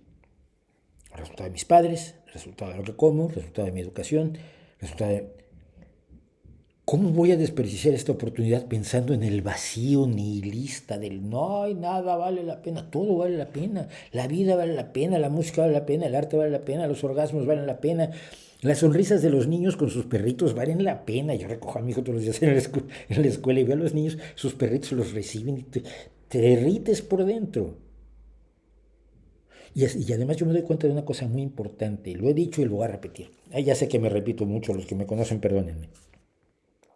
Veo a toda la gente a mi alrededor y siempre me acuerdo que todos tienen derecho a ser tienen el mismo derecho que yo a ser felices, a vivir dignamente, a disfrutar de su familia, a disfrutar del arte, a disfrutar de la ciencia, del conocimiento, del pensamiento crítico. Toda la gente a mi alrededor tiene el mismo derecho que yo, aunque algunos tengan cara que me cae mal al principio.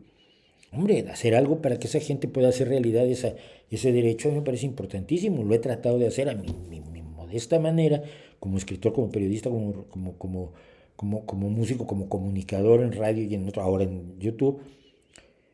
¿Cuál vacío? Es que esa idea de que el ateísmo es vacío es absolutamente imaginaria. Además es profundamente humillante. Porque parte de la base de que el único sentido de la vida humana puede hallarse en la satisfacción de una deidad que puede ser inexistente y en una vida posterior. O sea, esta vida da igual, porque luego hay otra donde, puedes comer queso azul todos los días. O si eres musulmán, pues te dan 12 vírgenes. Y si eres mujer musulmana, pues te harán virgen y te entregarán a un miembro del Daesh, porque no dice que, Mahoma no dice qué va a pasar con las mujeres cuando mueren, si son buenas musulmanas. Probablemente sea eso. En cambio, yo digo, esta vida hay que vivirla a plenitud, hay que darle grandes mordidas a la vida para saborearla del todo, porque no hay de otra. No hay vidas extras. Esto no es Mario Brothers. No es un videojuego. No tienes vidas extras. Tienes esta. Si no la llenas de cosas, qué patético, ¿no?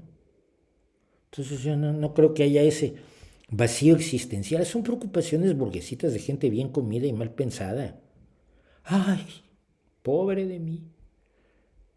Esta vida no tiene sentido. Haz algo por ella, chico. Aprende a tejer. El macramé. Ya, con eso ya le da sentido a tu vida, yo creo.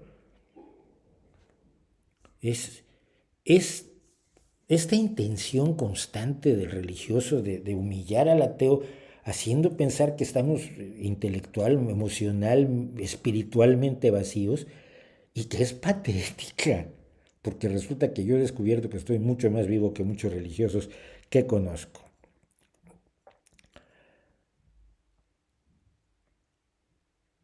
Ay, Dios. No puede ser. Luis García, te vamos a tener que borrar, ¿eh? Despídete. Di adiós, nene.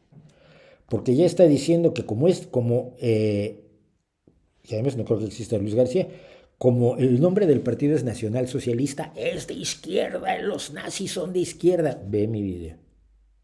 Ahí te explico por qué se llama socialista. Y no es por ser de izquierda. Hola, ¿qué opina de la controversia en torno a la nadadora transgénero Lia Thomas, que pone de manifiesto que este asunto debe ser analizado y debatido con todo cuidado, con la máxima humanidad, teniendo en cuenta los intereses de todos, tanto de ella, por supuesto, como de las otras nadadoras? Que aquí la respuesta que algunos creen haber dado desde la teoría queer no es una respuesta satisfactoria, pero que la respuesta de excluir a los transgénero de todo tampoco es una respuesta satisfactoria, que tiene que haber debate, análisis y un punto de encuentro en la racionalidad para ser lo menos injustos posibles con Lia Thomas y con las otras nadadoras, que tampoco es tanto. Pero dicho esto, y algunos me han considerado, por supuesto, un enemigo de los trans. Que quiero ver si mi amiga Alejandra les llama y les dice que no. O Melanova también, la antropóloga, que a mí son amigos míos, que son amigas mías, que son mujeres trans. Pero ya me habrán tachado de trans y de terfo solamente por decir que se tiene que debatir el asunto y que se tienen que tomar en cuenta todas las posiciones y que el dogmatismo de la teoría queer estadounidense no puede ser asumido ciegamente por todo el mundo porque genera infelicidad. Y en este caso además le ha generado infelicidad tanto a Lia como a las nadadoras que consideran que han estado compitiendo en condiciones injustas. Entonces, el asunto todavía tiene mucho recorrido y creo que los seres humanos normales, los que no se suben a dogmas y a militancias irracionales, tienen que promover el análisis racional de estos asuntos, enfrentar los problemas que crea la realidad social que se está estableciendo y buscar la forma de que esos problemas se palíen de la mejor manera posible para todos los implicados. Pero para todos. Que es lo mismo que acaba de decir el Consejo General, el Supremo en España respecto de la ley trans que ha propuesto Podemos y de la cual dijo la ministra de Igualdad, Irene Montero, que esto no estaba a debate. Pues va a ser la única cuestión en política que no esté a debate. Todo está a debate, todo debe estar a debate. Se llama democracia. Y si la democracia la basamos en el conocimiento científico que tenemos, pues mejor. Así que no creo que esté resuelto. Es muy difícil resolver el asunto diciendo, no, es que tiene razón Lia y tiene que competir en todos los casos, aunque sea físicamente superior por motivo de sus genes al nacer, de sus cromosomas al nacer.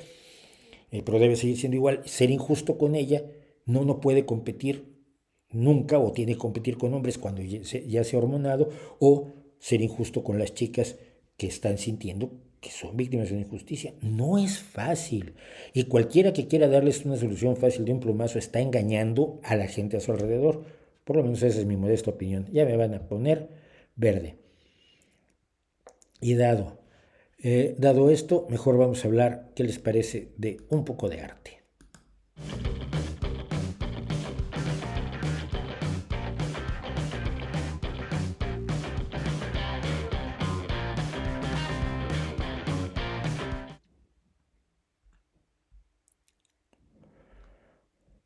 Bueno, pues esta es nuestra galería nocturna, y en nuestra galería nocturna se refiere hoy a estos tres señores y a todos sus seguidores. El de la izquierda se llama William Holman Hunt, el de en medio se llama Dante Gabriel Rossetti y el de la derecha es Don John Everett Millais. Y conjuntamente los tres conforman lo que se llamó, conforman la semilla, el inicio de lo que se llamó la hermandad prerrafaelita. ¿Y qué es eso de la hermandad prerrafaelita? Bueno, todo empezó con este cuadro. Este es un cuadro de William Holman Hunt que se llama La Noche de Santa Agnes. Y en 1848, el señor que estaba en medio, que es Dante Gabriel Rossetti, el que lo pintó es el de la izquierda, William Holman Hunt, Dante Gabriel Rossetti lo vio y dijo, esto es maravilloso. Y entonces lo buscó. Además, el tema está tomado de un poema de John Keats, el gran poeta romántico. Entonces, Rossetti buscó a Hunt, se volvieron amigos, y entonces Hunt le presentó a Rossetti a su amigo John Everett Millais, el de la derecha. Lo vamos a poner rápido. El de la derecha, John Everett Millais. No sé cómo se pronuncia, creo que es Millet. Y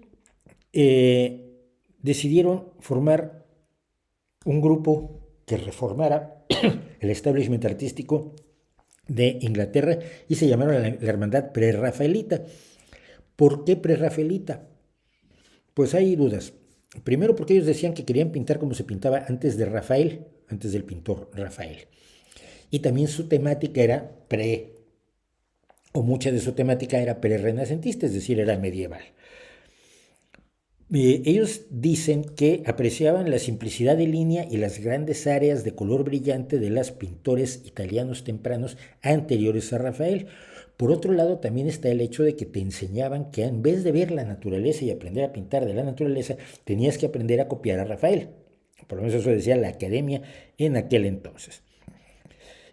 Luego decidieron que tenían que ser 7 porque un movimiento así tiene que tener 7 personas por alguna causa que nunca he logrado desentrañar. Y seleccionaron a varios miembros adicionales que no eran pintores. James Collinson, que sí, bueno, sí era pintor, pero que estaba allí básicamente porque estaba prometido a la hermana de Dante Gabriel Rossetti, Cristina. Thomas Woolner era escultor. Y William Michael Rossetti y Frederick George Stephens eran críticos de arte. Obviamente William Michael Rossetti era hermano de Dante Gabriel Rossetti, pero no eran pintores, pues como es una hermandad de pintores sin pintores. Y además hubo un montón de otros artistas que sin pertenecer formalmente a la hermandad prerrafaelita, los consideramos prerrafaelitas en la actualidad, porque siguieron las ideas, la estética pues planteada por este grupo. ¿Qué les interesaba? Curiosamente, pese a que sus temas son medievales y antiguos, pese a que su pintura pretendía ser antigua, o por lo menos en los estilos previos a Rafael, se preocupaban por la ciencia y el arte. Esa, por ejemplo, es la Dama de Shalott, que es una pintura, ahora os digo, de John William Waterhouse. A mí me parece una preciosidad, es una de los personajes de las leyendas arturianas. Déjenme ver, porque esto no lo busqué, pero lo puedo buscar rápidamente.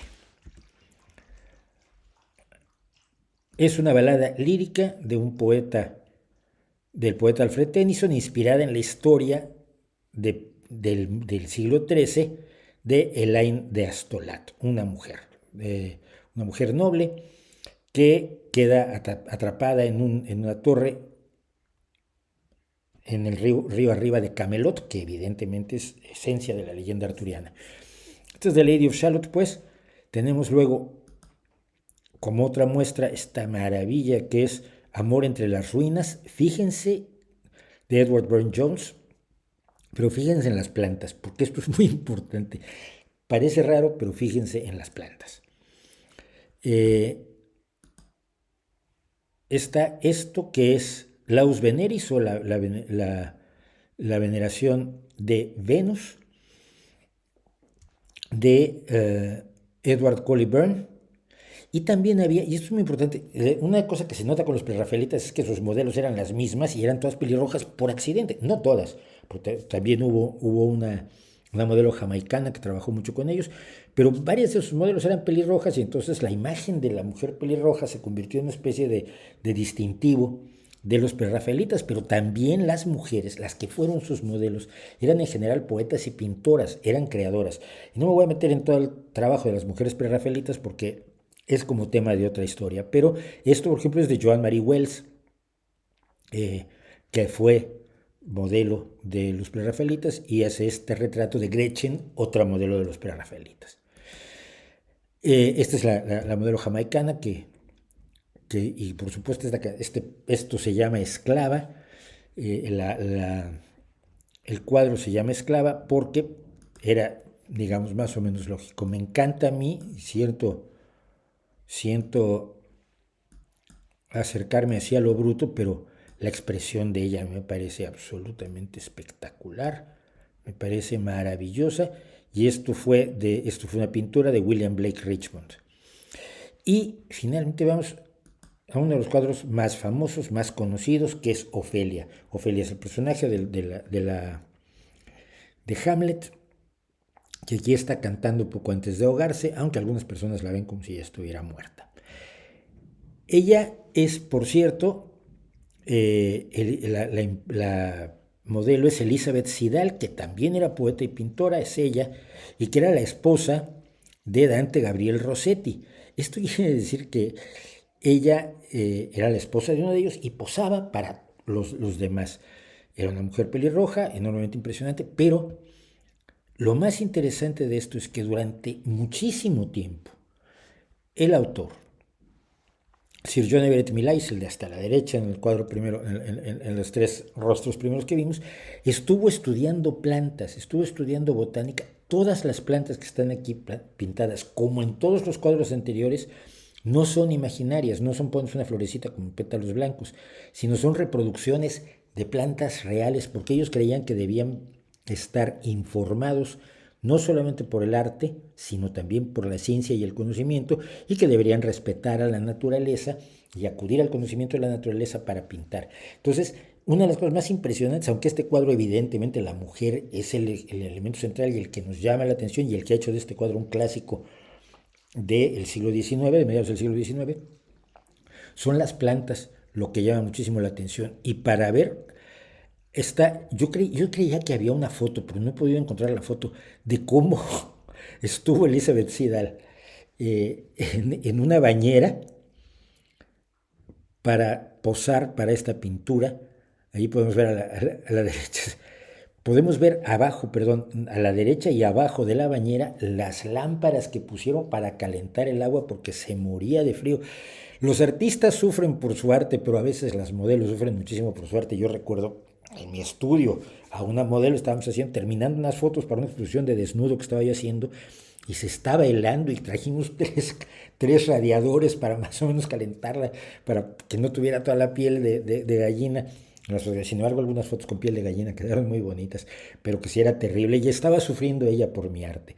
Y es el caso de lo que pasó aquí con Elizabeth Siddal, en esta maravilla de cuadro. Pero esta es la que más me gusta, y con esta voy a terminar. Y este cuadro se llama El despertar de la conciencia. Y no me acuerdo quién es, y no lo tengo, fíjense qué horror, no lo tengo a mano, sé que lo voy a tener que... no lo voy a tener que buscar porque sé dónde está, sé dónde tengo el nombre. Eh, un segundo, por favor. Sí, ya les dije que no me dio la vida y que no me preparé tanto como me debería yo haber preparado para esto, sobre todo con este cuadro que es uno de mis favoritos, de William Holman Hunt, que es el primero que vemos a la izquierda, el de las barbas, El despertar de la conciencia. Pero la historia de este cuadro es lo que me parece más maravilloso. Era costumbre entre los caballeros de entonces casarse y tener a su esposa y tener a su amante. Tener a su amante de lado. La amante solía ser más joven y más guapa, probablemente, que la esposa. Y no era nada oculto, era normal. ¿Por qué? Porque el señor era el señor, ¿no? En este cuadro lo que William Howard Hunt nos muestra es a una amante que está con el señor que la mantiene, que le ha puesto toda esta casa con su piano y con sus brocados y con su bonita alfombra, que se está dando cuenta de la realidad en la que está viviendo y que piensa que puede tener una vida mejor. Y esto es novedosísimo en un cuadro de 1840 y tantos. El rostro de ella, la cara del lelo de él que no se entera de la que le viene encima. Todo lo que hay alrededor que crea esa burbuja que se hacía alrededor de la amante de la casa chica, que en México se llamaba. Y cómo ella de pronto ha tomado conciencia de lo que es como mujer. Y estamos hablando obviamente de pintores que usaban como modelos a mujeres que eran a su vez pintoras, que eran a su vez poetisas, que eran a su vez críticas de la realidad a su alrededor, y en un tiempo en el que estaba comenzando el movimiento por la igualdad de derechos entre los hombres y las mujeres. Pues este cuadro me parece enormemente revelador, enormemente simbólico y emotivo de esto. Las manos de él ya casi no la están sosteniendo a ella. Él creía que estaba tocando el piano, pero ella se le está soltando de la mano, levantándose de su regazo y, según la interpretación que yo conozco de este cuadro, a punto de dar el primer paso de su nueva vida como mujer independiente. Me encanta. Entonces, estos son los prerrafaelitas. Es una pintura que a mí me encanta, de mediados del siglo XIX, que terminó la hermandad. Ellos critican a los machacosos, en 1850. En 1854, Hunt, las barbas, el autor de esta maravilla, se fue a Jerusalén a Tierra Santa, para tratar de hacer mejores cuadros religiosos. Tuvo un ataque religioso. Y Rossetti explicó que la hermandad prerrafaelita terminó formalmente cuando John Everett Millais fue electo asociado de la Real Academia en 1853, volviéndose parte de aquello contra lo que había protestado y contra lo que había comenzado, pues, la maravillosa hermandad prerrafaelita. Esta es la historia, se las dejo, para mí me encanta. Y por supuesto hay muchísima más pintura, tanto de los prerrafaelitas como de las prerrafaelitas, que vale la pena visitar y buscar. Y hoy que tenemos internet, no hay pretexto para no ver buena pintura. Y el tiempo se nos ha echado encima. ¿Te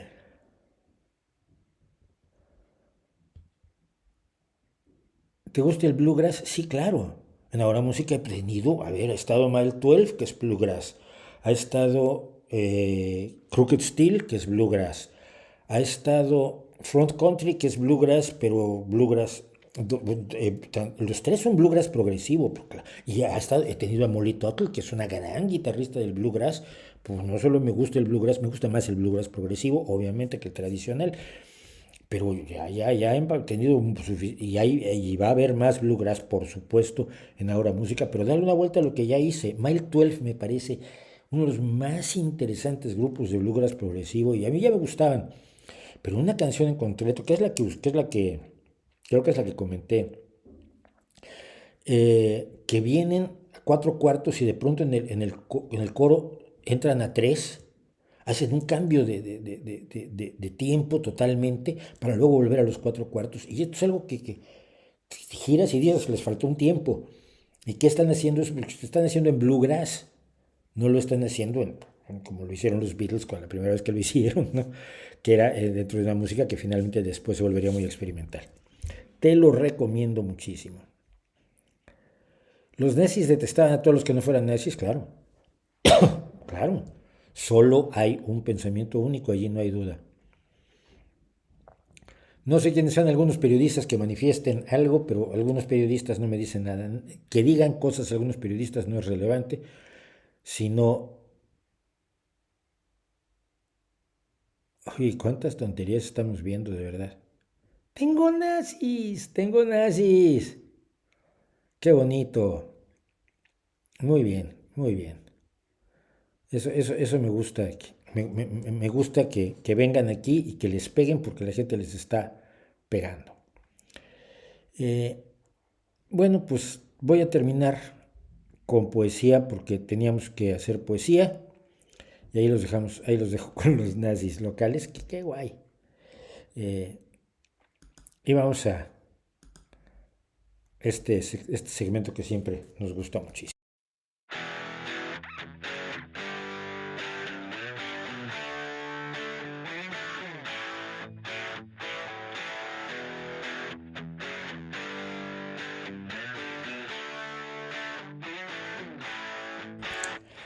Bueno, pues esta persona que nos ve aquí con una agradable sonrisa se llamó Alaide Fopa. Alaide Fopa es una poeta guatemalteca, pero que nació en Barcelona en 1914 y murió en México en 1980 exiliada, precisamente hablábamos de los exilios, porque fue de las personas que se exiliaron cuando el golpe de Estado contra Jacobo Arbenz en, en 1954, me parece que fue, en o 52, no me hagan caso, en Guatemala. Precisamente de allí se refugió mi amigo Otto Raúl González, del que ya hemos leído poesía y al que quise entrañablemente. No hablo más de la poeta, de la poetisa, porque prefiero que hable sus poemas y porque aquí no estamos para analizar a las personas, sino para disfrutar de la poesía precisamente. Pero sí algo que quiero decir es que va usted a encontrar muchísimos en América Latina, porque la gran mayoría de los poetas del siglo XX, sobre todo la segunda mitad del siglo XX, eran gente de izquierda militante y de izquierda militante en el lado del leninismo y el marxismo, y se entiende porque no había otra forma de oponerse a la barbarie que había alrededor, pero no es que fueran gente que quería mandar a todo el mundo a un gulag, ni fusilar gente por montones en el terror rojo como Lenin, ni mucho menos. O sea, gente de buenas intenciones que pensaba que tenía que hacer algo mejor para su gente y eso mejor lo planteaba una izquierda que después descubrimos que tenía más de fantasía que de realidad, pero no puedes culpar a la gente tampoco, que eso es muy fácil hacerlo y muy frecuentemente, los nazis lo hacen con una efectividad enorme, de aquello que hicieron sin mala intención. Tres pequeños poemas de Alaide Fopa para terminar. Vamos a pasarnos un poco de las 9, pero finalmente empezamos un poco después de las 7, así que todo queda más o menos a mano. Oración. Dame, Señor, un silencio profundo y un denso velo sobre la mirada. Así seré un mundo cerrado, una isla oscura. Cavaré en mí misma dolorosamente como en tierra dura, y cuando me haya desangrado, ágil y clara será mi vida. Entonces, como río sonoro y transparente, fluirá libremente el canto encarcelado. Una gran poetisa, no la conocí, pero la llegué a ver, digamos, en México. La distingo, como dice un amigo mío, es gente a la que no conozco, pero los distingo, es decir, sé quiénes son. Propiciatoria. Lenta y plácida sea la vida que corre por mis venas. Largos sueños y dulces despertares me asistan. Escuchen mis oídos voces quedas mientras crece en secreto la criatura. Ay, que el llanto no empañe mi pupila, que por furtivo anhelo no tiemblen mis pestañas, ni perturbantes fantasmas me llamen mientras vive en mi seno la criatura. ¿Cómo puedo estar triste si la rama florece? No empañe su mirada antes que se abra el velo de mis lágrimas. El alma no me pertenece. Mañana, desprendida de mí la criatura, irá libre y ligero mi imprudente paso y sin temores. Podré dejarme lastimar de nuevo. Pero hoy, Señor, aparta de mi lado las cosas que me hieren. Tiende un camino de arena fina bajo mi pie cansado. Defiende mi soledad tranquila y pon sobre mi frente una corona matinal de pensamientos claros. A mí me parece enormemente original y sentido, una forma original y sentida de hablar del proceso del embarazo. Y finalmente, oscuro canto. Oscuro canto, bueno, oscuro canto que brota de la honda esperanza rota y del retorno al círculo cerrado. Peso escondido como hijo sin nacer en el vientre profundo, apretado nudo en el lugar del corazón. Ahí tampoco suena ni sube el nocturno canto hacia el cielo lejano. Es una voz sorda que se ahoga en la garganta, es un grito callado, y si sube, no es un vuelo en la noche muda. Es solo una nube de humo que se pierde en la sombra. La poesía de Alain de Foucault tiene un montón de cosas, algunas de ellas dentro de las militancias, tanto de izquierda como feminista, que la caracterizaron, pero tiene también estos enormes, maravillosos poemas intimistas que nos cuentan sensaciones y sentires de los poetas que igual nos resultan útiles. ¿Qué me queda? No me queda casi nada. Luis García pensé que lo había borrado, pero qué bueno. Qué bueno que siga allí porque le están dando. ¿Por qué piensas que la bandera de Ucrania que pones en la pantalla es la mejor forma de protesta contra la guerra? ¿Pienso eso? Ay, madre. ¿De verdad pienso que es la mejor forma de protesta contra la guerra? No. Es mi forma de solidarizarme con Ucrania y su defensa contra un invasor. Es mi forma de lograr que se enojen aquellos que no quieren que Ucrania se defienda del invasor y que quieren que se entregue al cuchillo del verdugo.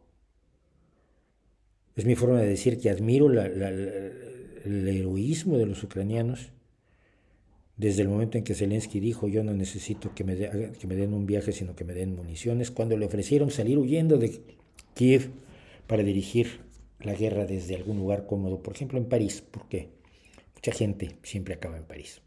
Pero no creo que sea una forma de protesta contra la guerra, es una forma de solidaridad con Ucrania. Y con eso, y con poco más, mientras ustedes están peleando contra nuestro nazi local, ya acuérdense que los que defienden que los nazis eran de izquierda generalmente son nazis ocultos, pero, y si no es cierto, se molestan con ello. Pero no se peleen con ellos, hombre, no tiene ninguna relevancia. Y esto sí tengo que dedicarle 3 minutos. Alejandro Morín, ¿qué piensas de los científicos arrestados por la NASA? Es que me lo estoy imaginando. La NASA llega con las esposas y te pone las esposas. No, la NASA no arrestó a ningún científico. Unos científicos se adhirieron a la protesta de un grupo anticientífico que se llama Extinction Rebellion, actuando como activistas de un grupo anticientífico y no como científicos, porque el método científico, por ejemplo, no implica encadenarse en la puerta de nada. Y actuando como activistas y no como científicos, fueron arrestados porque rompieron la ley como activistas. Tú dices, no quieren que se exponga la verdad que ya se sabe. No, mira, si tú quieres exponer la verdad que ya se sabe, llamas una rueda de prensa y van. La gente va. Si te vas a encadenar a un sitio porque dices que así vas a parar el cambio climático, estás actuando como un activista. Cualquier científico te dice que encadenándose a una puerta no se controla el cambio climático, que para ello se necesita la tecnología, la ciencia y la determinación política. Y los científicos están haciendo la parte científica y tecnológica, y el resto de la sociedad está presionando para que los políticos tomen las decisiones políticas adecuadas. Pero cuando estás con un grupo como Extinction Rebellion, que es antinuclear de frente al cambio climático, y cuyos otros miembros en otros momentos se encadenan en centrales nucleares, por ejemplo en el Reino Unido, no estás actuando como científico. No se puede decir que te han arrestado por ser científico, te han arrestado como activista de una organización anticientífica que considera que esos actos van a ser útiles, aunque nunca lo ha demostrado, porque ese tipo de acciones jamás han sido útiles. Es del nivel de Greenpeace, es de un nivel bajísimo, es de un nivel de satisfacción propia de me detuvieron, ¿Por qué soy fiel a mis principios en contra de la energía nuclear de frente al cambio climático? Cosa que ningún científico en sus cabales te va a decir, porque analizando los datos científicos sabe que la energía nuclear es necesaria para enfrentar el cambio climático y que es en este momento uno de los elementos de todo el mix energético que nos permitirá paliar las consecuencias del cambio climático. Si sacas eso del mix, estás frito. Y además, aparte, estás entregado al gas ruso, curiosamente. Así que, nada de eso. Señoras y señores, señoritas, señoritos, señores y señores, como les gustaría a algunos que dijéramos, muchísimas gracias por estar conmigo, muchísimas gracias por escuchar mis rollos, muchísimas gracias por ser parte de este intento de pensar colectivamente, de pensar correctamente, porque finalmente pensar sigue siendo gratis, aunque hay gente que ya nos lo está empezando a querer cobrar. Yo por mi parte llego hasta aquí, muchísimas gracias por todo. Nos vemos la próxima vez, en cuanto encuentre yo mi pantalla de salida, que no la encuentro.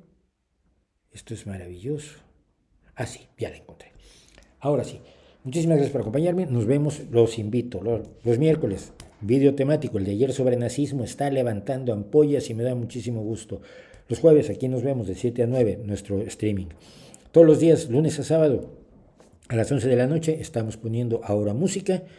Hoy está Hailstorm, un grupísimo de rock encabezado por Lizzie Hale, con su maravillosa canción Rock Show en vivo, en un espectáculo en vivo.